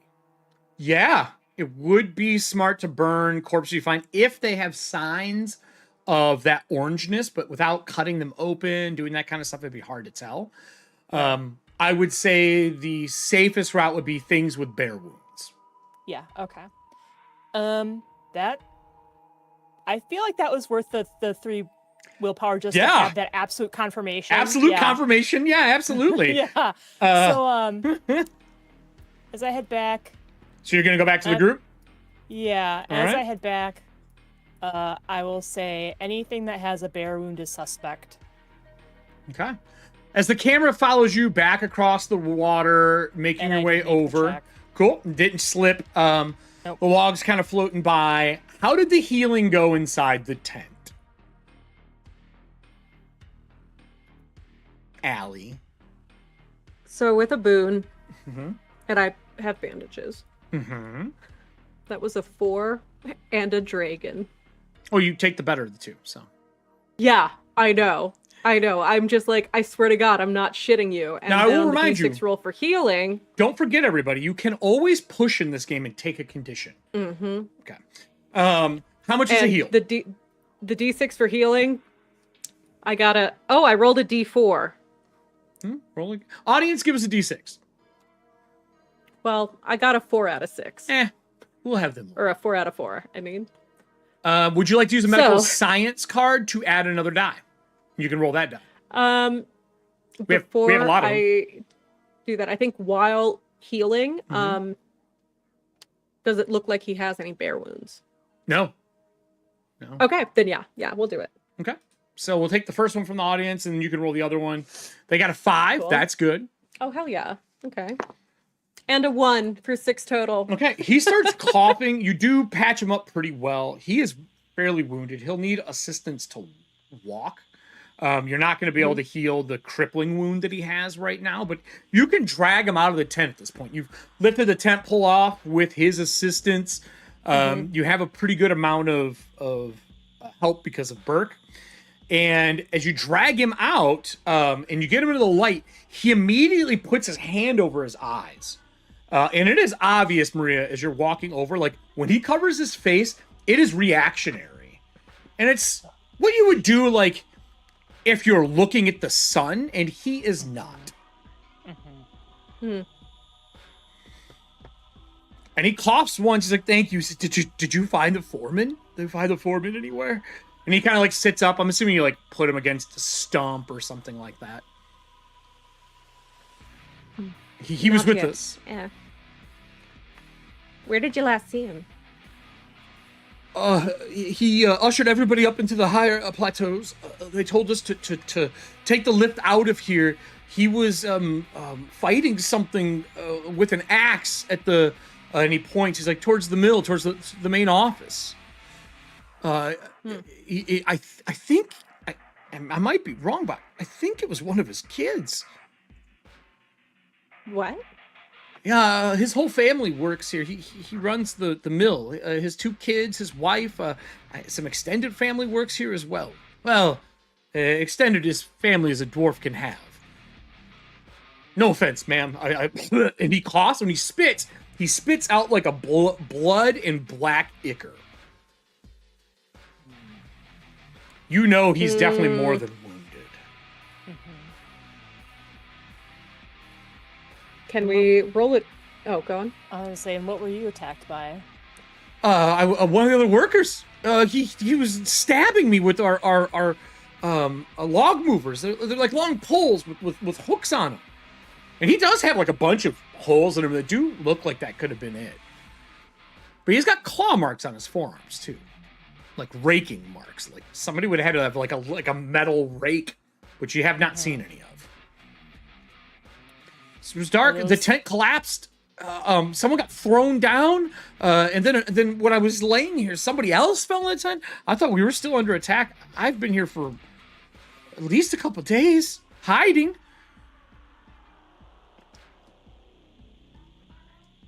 Can we roll a check on the ichor to see if we can identify it, if we've seen it before? It would be a heal check, but I will tell you we'll take another stretch to identify it, like to grab some of the blood, look through it. It's not going to be a quick round one. That's up to you if you want to spend another stretch. I will go ahead and scoop some into one of my bottles. Okay, so do you have a inventory and encumbrance is important in this game. Do you have bottles? I do. Do you have your goat with you, or is it at the camp? He's at the camp. Okay, just making sure, because that gives you extra storage. So yeah, you could scoop bottles, some. Yeah, the bottles are considered tiny atoms. Yes, they are. So you could scoop some, put it in there so you have samples. He's like, if we're leaving, I'm gonna need help walking. He's still kind of like covering his eyes, but he's opened them a little bit more now. Like he's not blocking the sun as much.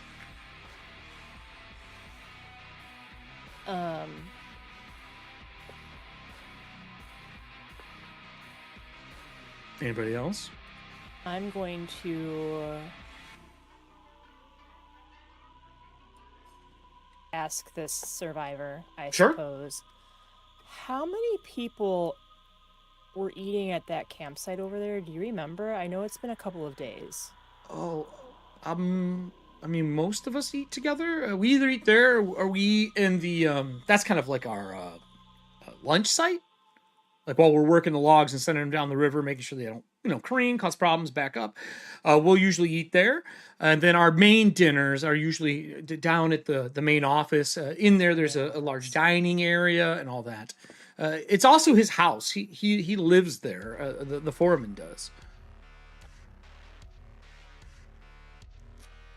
And like what do you guys normally eat? Like soup? Was it like no? I mean, a nice orange puree? Squirrel in the area. We have a rabbit. We have a trapper. If we don't do that, we do grow some vegetables on the roof of one of the buildings. At the office, a little bit of everything. Why? Why are you asking about what we eat right now? And he coughs again, and he's like kind of coughing into his overalls. Try not to be rude. I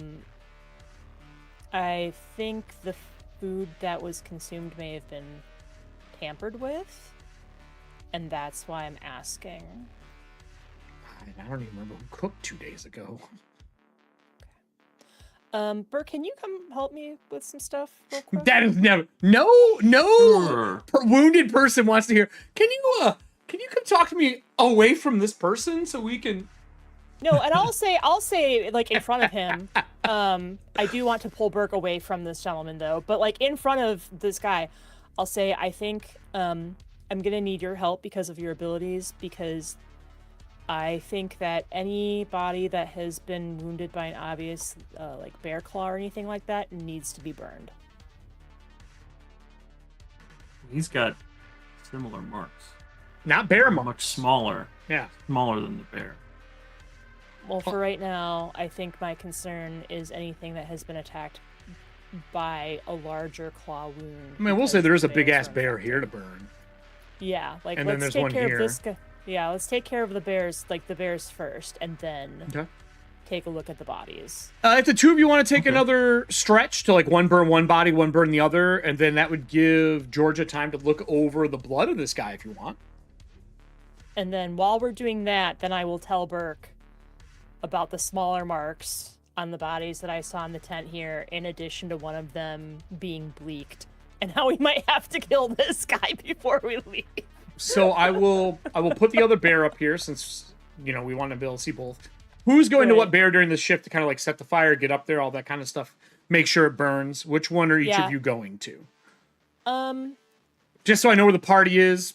Audience, I need you to roll me 2d20.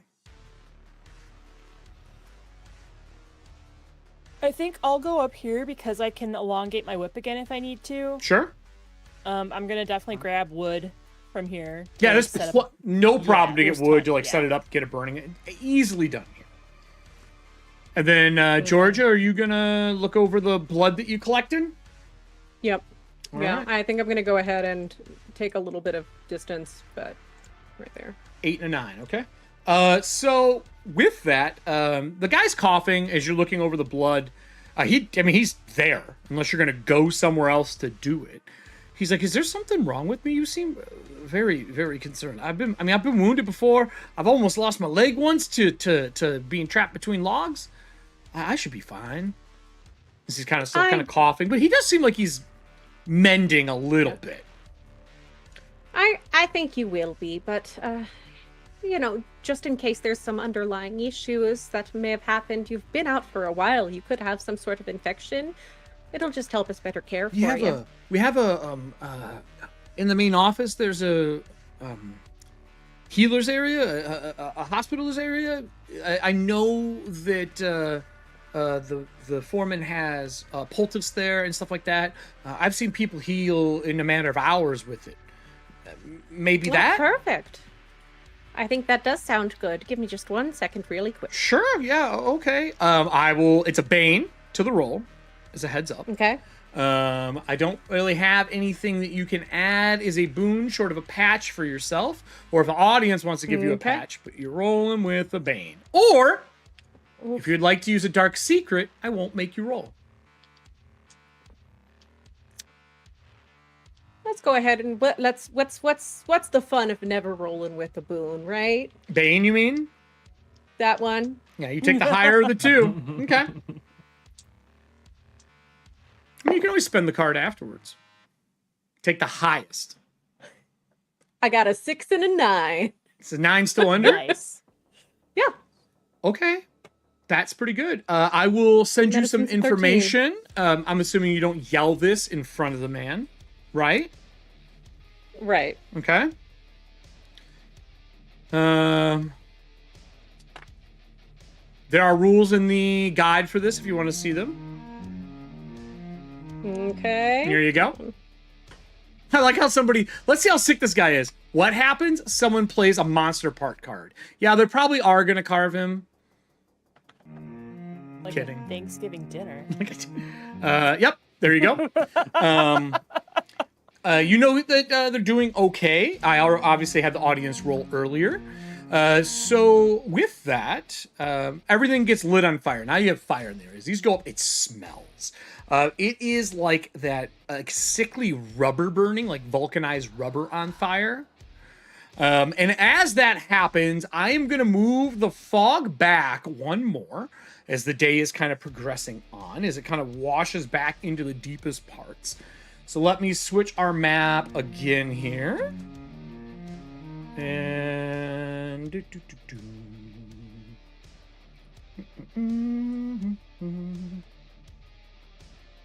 we're going to go to Little Fog.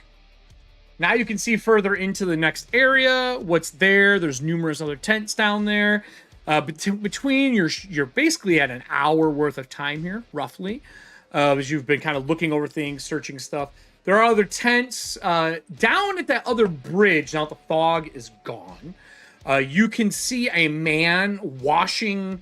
It looks like washing clothes or something in the water off of that bridge during the end of this stretch. At the end of the stretch, you would see you turn and look up. He's got a long gray beard with a bunch of like shiny objects in it. And he immediately, when he makes eye contact, walks away and starts heading this way.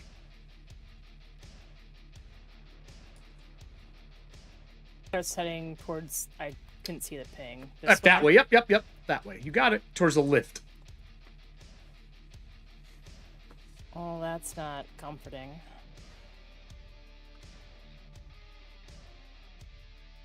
What do you want to do, party?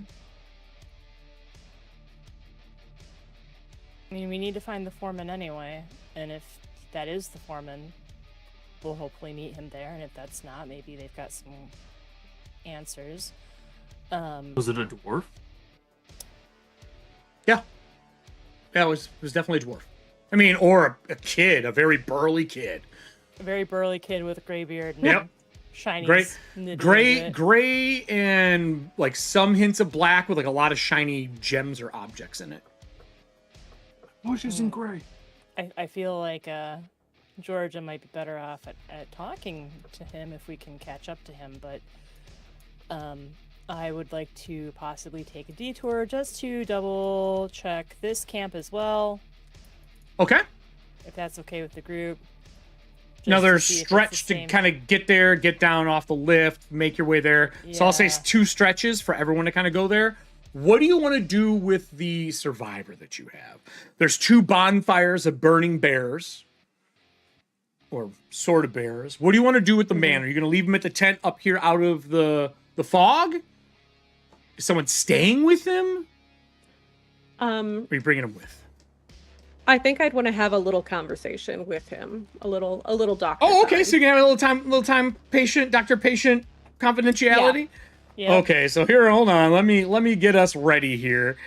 I have a feeling I know what she's gonna tell him. Oh, wrong person. I fucked up. Yeah, right. So what would you like to discuss with him?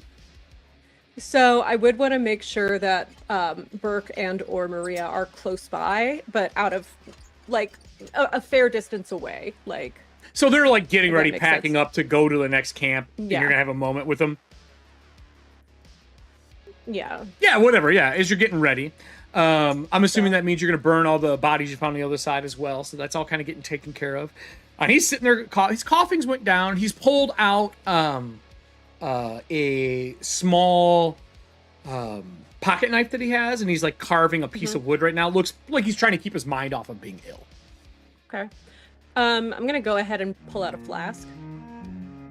Oh, I can't tell you how much I would love a drink if that's actual drink, not water.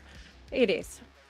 You're not dwarven, so I'm sure you can take it. I'm gonna go ahead and pour him a shot and go. So look, this is not going to be necessarily good news, but it's better to be informed about these kind of things. I've gone ahead and examined some of that substance that you coughed up, and the bad news is it looks like you have been infected with the bleak. The good news is with the what? The bleak. We'll get into that in a minute. I want to preface this by saying it looks like that you stuff doesn't fought exist here. That's towards the coast. That's not in the mountains. Yeah, that's what. It's what we would think. Gotta be but something else. I apparently- smoke. Maybe I smoke a lot. Maybe that's it. I like pipe. Maybe I've seen something I this ate. before. She said the food was bad. Maybe it was the food we ate. I don't know if it could be transferred through any food necessarily, but I'm giving this guy. He is scared because there is no cure for bleakness. It's forever. yeah. So No magic like I cure. said, No herbal cure. Just fucked for life.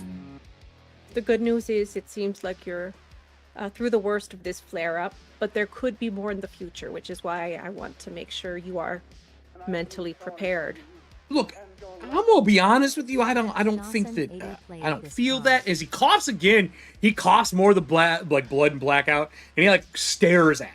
And this time, in just the right sun, you see a little bit of that oily sheen on it. He's like, "Oh my god, the bleak. What's the rules? What am I supposed to do? You're okay right now. You're not supposed to bathe. You can't drink water." And he starts going through like all falsities. Okay, we will get into that later. Let's go ahead and we're gonna get you back to the lodge after we get the foreman. Okay? The lodge? And, I don't want to go down there to the office.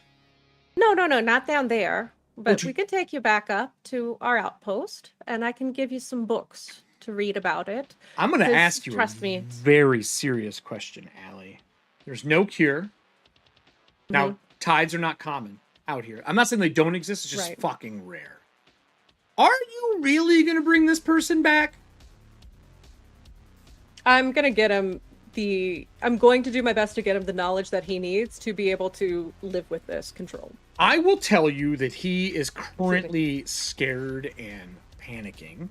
We have a couple shift attitude cards. Would you like to use Star Drew's shift attitude card to keep him calm? Yeah. Without Absolutely. rolling? Yes. All right. So I'll and he like reaches for the flask. I'm giving it to him. The whole thing is just his. Yeah. Okay, he grabs it. He got some bad fucking news today. And he takes a drink out of it, and you can see the oily sheen around the edge of that metal flask, and he stuffs it in a pocket, and he goes, "Look, I think I can move enough. Do you want me to go up further to be out of this area?" I think clearing the area would be good. All right, the I'll meet you. mists And he seem points, to be lower. It goes down. It just keeps going down into the valley. I'll meet you up at the station 1. I know there's a med kit there, and there's some herbs you can chew to take away pain. I think I can walk there. And he like looks around. And he grabs one of the logging picks to like stand himself upright, and he goes, "You sure you don't want it back? I can just keep it." You can keep it out. And he takes another huge swig out of it. It's no water, only booze. And you hear him whispering himself all of the superstitions that are incorrect. Only booze. I can't eat animal meat anymore because it carries it. And he just starts making his way towards the lift. Anything else you say to him on the way out? Yeah. What?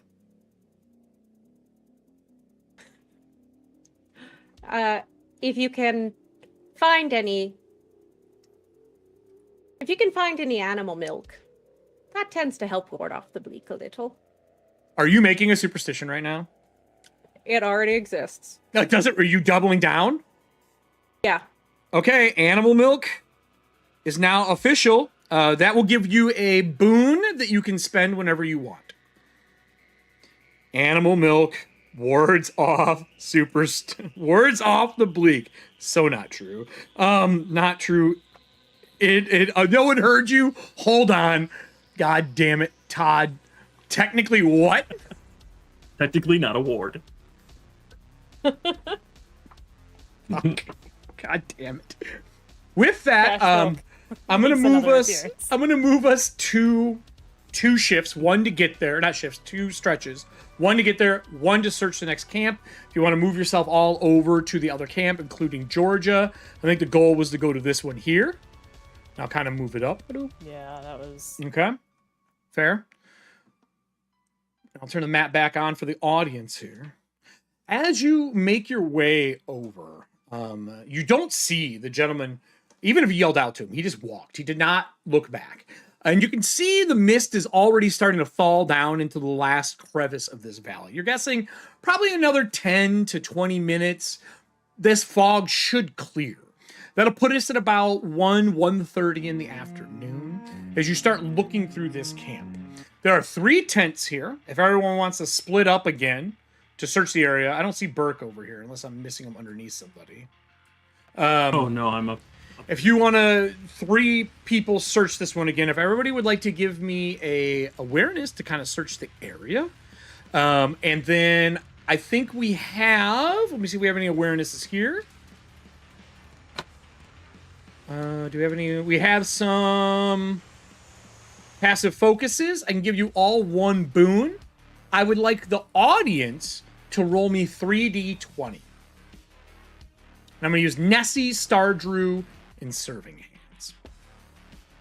You all get one boon on the roll to kind of search this area.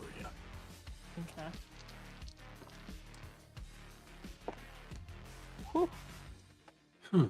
Oh. And that's alertness? Or Awareness, yeah. Alertness. Is it, I thought it was aware, not alert. Am I wrong? It's I'm- awareness. It is Oh, look. awareness. I said the wrong thing. No, okay. I was like, Yes, am I okay. fucking up already? I tried to We're memorize wrong. them. We're wrong. I tried to memorize all the skills. I was like, I gotta know all these. There's so many now. So I'll just go top bottom. Georgia, what do you got? I got a 12 and my awareness is a 12. Okay, so the tent you're in right now, put yourself... Are you searching the fire or a tent? Each area is separate. Yeah, probably a 10. Okay, so yeah, there we searching go. that tent inside of here, this is sleeping quarters. There are 3 bunks in here. They're double. There are some foot lockers. They are busted open. There doesn't seem to be anything of value in here. There is one dagger, if you wanted a dagger, that's left behind.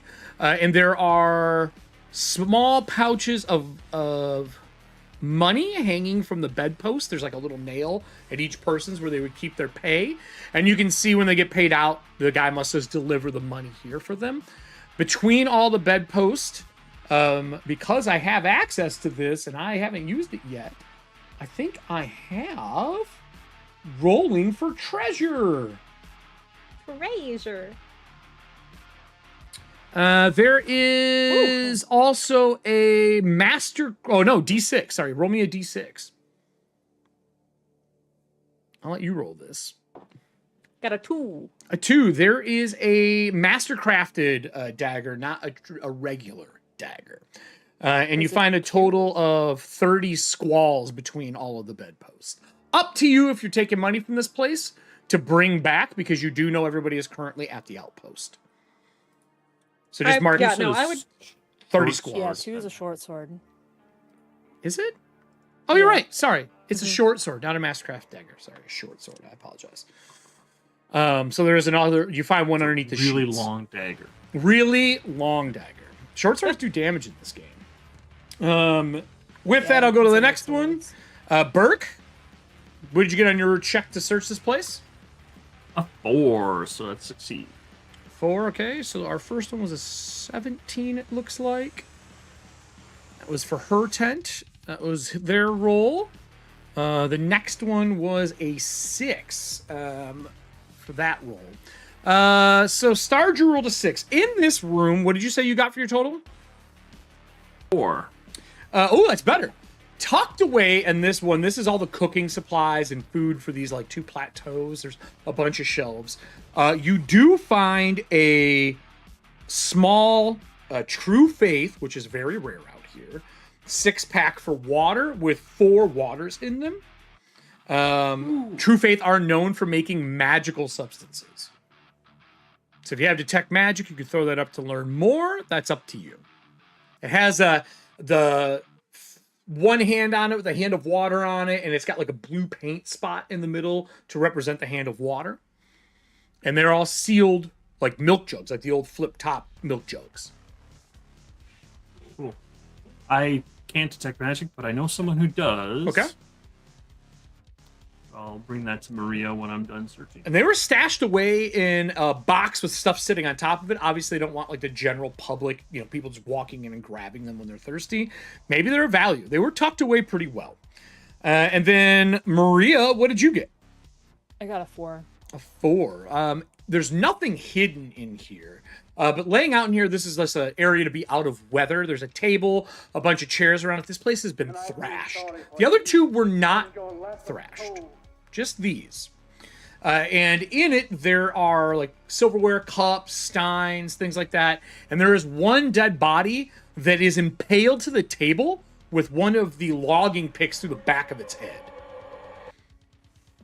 Claw marks and bite marks all over this one as well. the claw marks and bite marks that I saw on the two. Human size, not bear. Yeah. Does this body also have signs of bleak? Yes, heavily. Okay. I don't know how much you're willing to fuck with the body, but that's kind of what you find in the area. Nothing of value. None of the pockets really have anything in them. But this guy's messed up. Up to you if you want to do any more studying or looking into it. I can tell you a cult would get you a lot more information. A dark secret card or your GM ability.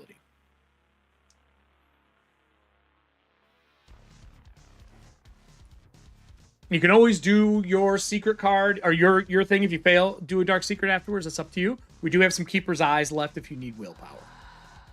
Okay, well, I don't have a cult because I figured grabbing myths and legends made more sense. You can still roll for that, it's just at a Bane. I'm just telling you the could... most likely skill to get. Yeah, but I thought you couldn't roll for secondaries. You can't. You can't. Correct. And I so you have... can still do myth. I'm just saying it's at a Bane. Yeah, a Bane. Okay. I'll try myth and legends first because. You never know, right? Well, you never know, and I mean, they're bleaked, and it looks like something may have been spiking them on purpose. Sure. Yeah. I mean, yeah, that's what it looks like. Yeah. I got it. I got a 3 and an 8. So a 3 and an 8 is 12. Okay, 3 and an 8. So I'll give you this information. The person was stabbed. You can tell in his foot. Now that you're looking closer, he's got a like a knife for cutting food through his boot into the floor, pinning him. It looks like he tried to get away, and then someone's got him in the back of the head with one of the things that go through the table. He's bleeding only that black, oily, sheened blood. I'm so glad I didn't mess with that. And you believe it might still be alive. The breathing is not there because it's not a living creature. But there's definitely some muscle twitching and like an animal that's in the middle of death. How close you are is enough to be like safe right now, but you didn't touch it or investigate more. You just looked at it. I'm letting you know you think it still might be a moving, living, or a functioning creature. Functioning creature.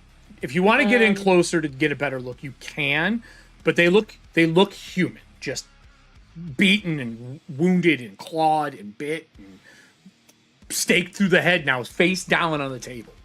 Yeah, I'm gonna step back out. Okay.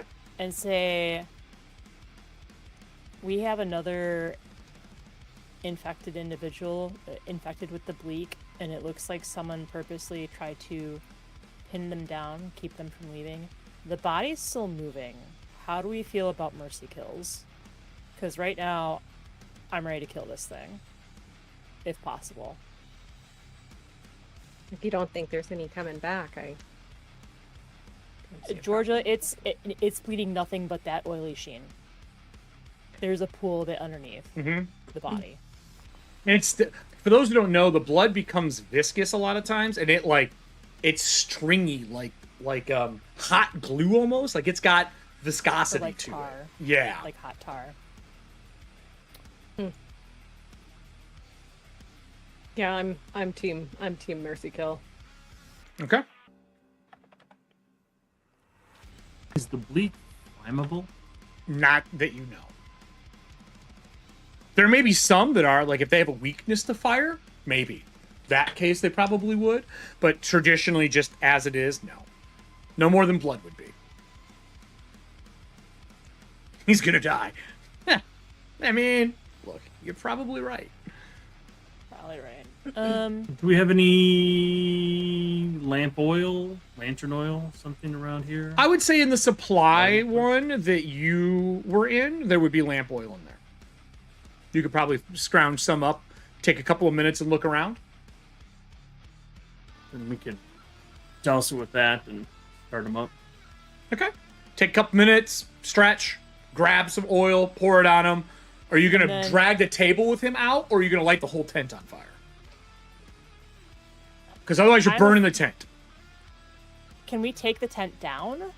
I mean, it's like, a pretty... tent? They're a hard side tent. They are wax canvassed, set up. Like, you could, but it would take work. Like, you're talking time. Probably. They're made to survive, like, wind and weather and shit like that. There's 'Cause wood I- in them to hold them up. It's not just tent poles and like Yeah, a makeshift well, mash that's- tent. Yeah. Someone wants to help me pull this out safely. I will say if you want to move it out as a group, the way it would work is it would be I would say, acrobatics check. Or no, I would say sleight of hand would make the most sense for stealing. But moving it without doing anything, I would say acrobatics. Okay, yeah, we're not trying to steal it. We're just trying to drag it. And you're not so like it's- picking its pocket. If you would like went through its No. wares, so I would say acrobatics. Someone can aid you if they want, which will give you a boon, or vice versa. It is with a bane because it is a large piece of furniture with a huge ass logging hook through its head, and his foot is nailed to the floor with a cooking knife. Right.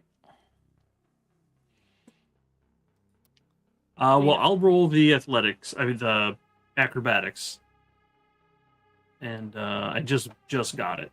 Okay. Okay. But if you wanted to help with a bane, Yeah, I was with a going to- boon, I was gonna assist. then I'll roll to see if I get a natural 1, maybe. Nope, a 19. So no help Okay. there. All right. Oh, I got it. All right, so you pull them out into the area. It does start to move as you're yanking them out. It's like one person's pushing the chair, the other person's pulling the table, and George is over there with the lamp oil ready to go. Yep. As you ignite it, it screams. When it does, its jaw like distends about twice the length it normally is. You can see teeth almost unfurl out, and they're long and needle-like. It pulls its foot off of the ground where you were yanking it as you're trying to push it out, and it's writhing trying to get away. Unfortunately, the fire will be enough to kill it if Allie rolls enough damage. It is 2d6 for fire damage. I need at least 8 damage to put this out. That 4 damage. You got 4, right? 4? No. is 8 damage. Yo. Perfect. So as it burns and it screams, I'm going to change some stuff here for the show. As it screams, this black ichor flows from its mouth and engulfs the area around everybody. There is fire, and the fire does push this low-hanging 6-inch moving, it looks like liquid. Immediately, because Georgia was doing research, you know that this is some form of dark tide. The area goes black around you. So I'm going to switch the map to the nighttime map. And not only is it expelling from him, other bodies that you haven't got to yet start expelling those tides as well. Through the little bit that's hanging now about your shins, not touching you, because again, he's burning. Light is pushing it away right now. It's enough to keep you safe. To the south, you can see the larger office. At the top, you see that black bear holding one person down and pulling the head off of one of the workers from the area. And 3 of these things with the long teeth are on its back, biting at him and trying to get through the fur, as it is in confrontation with 3 of whatever these creatures are. Burke, you said that you have a cult.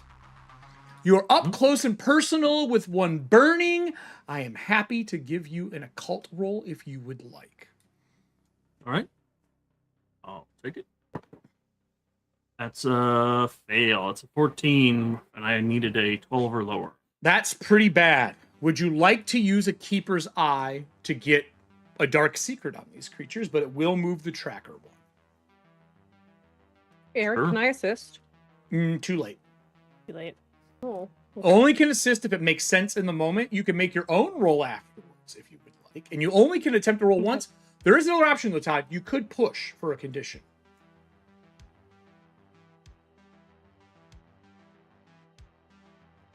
Yeah, pushing's fun. I haven't clicked the thing yet.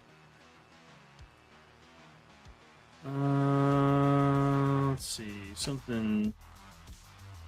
Let's push, and I'll be disheartened. Disheartened. Oh man, I'm finding nothing but death destruction here. Okay. This sucks. What did you get? Oh yeah, I got to roll again, don't I? Yeah, you got to roll. Same Same better. It's a penalties. 7. That's a success. When it looks at you, the eyes wash over black as it is burning. You've heard of these before. They have existed. There was an entire war based around the Ether Ghoul. I will put a lovely picture on the screen for the audience. I know that at least 2 of my cast members remember what these fucking things are. As the gums kind of recede back and the fingers elongate and the joints pop, you hear that noise as it burns up. Would you still like to use the Keeper's Eye to know more on them? You know what they are. Because these guys are all statted out. And there are different versions of Ether Ghouls. Well, let's find out. You work so hard on the other show. Oh, to sure, make right, it. yeah. Let's share some of that info. This isn't from that show. This is after the show. With the Keeper's one, the one in front of you is just a regular person in the middle of shifting or being destroyed by the bleakness from the inside out. The ones that he is fighting, you can see extra arms that are formed from the rib cage of these creatures. They're shorter and they're dripping on while the other ones are digging in.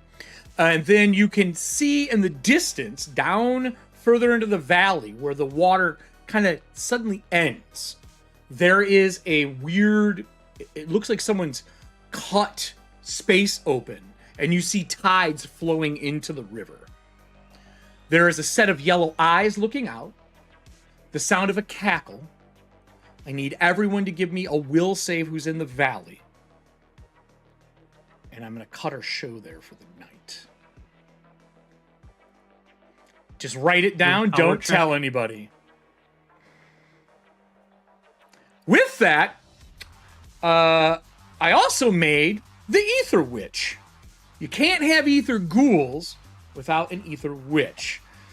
So with that, we are, for the first time in 2 seasons of Superstitions, there is a lovely Ether Witch and Ghoul, and it's not going to be good. I do need to know, does anyone need to make a superstition to get a boon because they didn't do well? No? We're all good for the night? Oh, Wow. I pushed. As long as you don't roll a demon. If you roll a demon, you cannot push. I did not roll a demon. With that said, everybody, we are going to cut here for the evening. We will be over really quick in the secret time. If you have your secret shirt, you know what that is. We're going to do our XP really quick after the show. For those who don't know, we get to roll a bunch of stuff on the table to do that. But does anyone have any fun big events this week before I cut to our closing thing? Allie, you got something big? I sure do. Tomorrow, over on Rediscovery RPG on Twitch, we are debuting You're Invited, a Call of Cthulhu game. And it is going to be the first actual play over on the channel. So That's check it out. awesome. Congrats. Call of Cthulhu is one of my favorites. Is there anything for the rest of the cast this week before I go into a fun little closing piece? Nope. No? Go buy some of my stuff. I haven't made anything new in a while, but it's I have the magnet shirt. I have the tank top, which I can wear because we're in summer now. Well then, yeah, all right. if the cast wants to wave by, I'm going to cut to me to close and they have this. hats now too. Oh, do they? They added hats. I know which one I'll get as a hat. Are they flat bill? Anyway, I'll look later. I'll put Todd's not. t-shirts in here. If you put it in, I think it's Todd Shirts is the exclamation point for it. With that, I'm going to cut to me. On Twitch. Yeah, I think it's the same. Well, everybody, thank you so much for joining us. Those who subscribed during this show, thank you so much. Welcome to the EFP family. We will be doing a bunch of new stuff coming up. We have a new show starting in July, and obviously, we have season 2 for Superstitions. don't worry, it's only going to get darker, eviler, meaner, and more horrible from here. If you're watching this after the show, make sure you check out the 2 videos that are on this side. This is going to be for the other Dragonbane stuff that I've talked about to kind of catch you up to speed. Then obviously the subscribe if you haven't. Thank you so much for joining us, and we'll see you over in Secret Time. Remember, everybody, the tides will find you.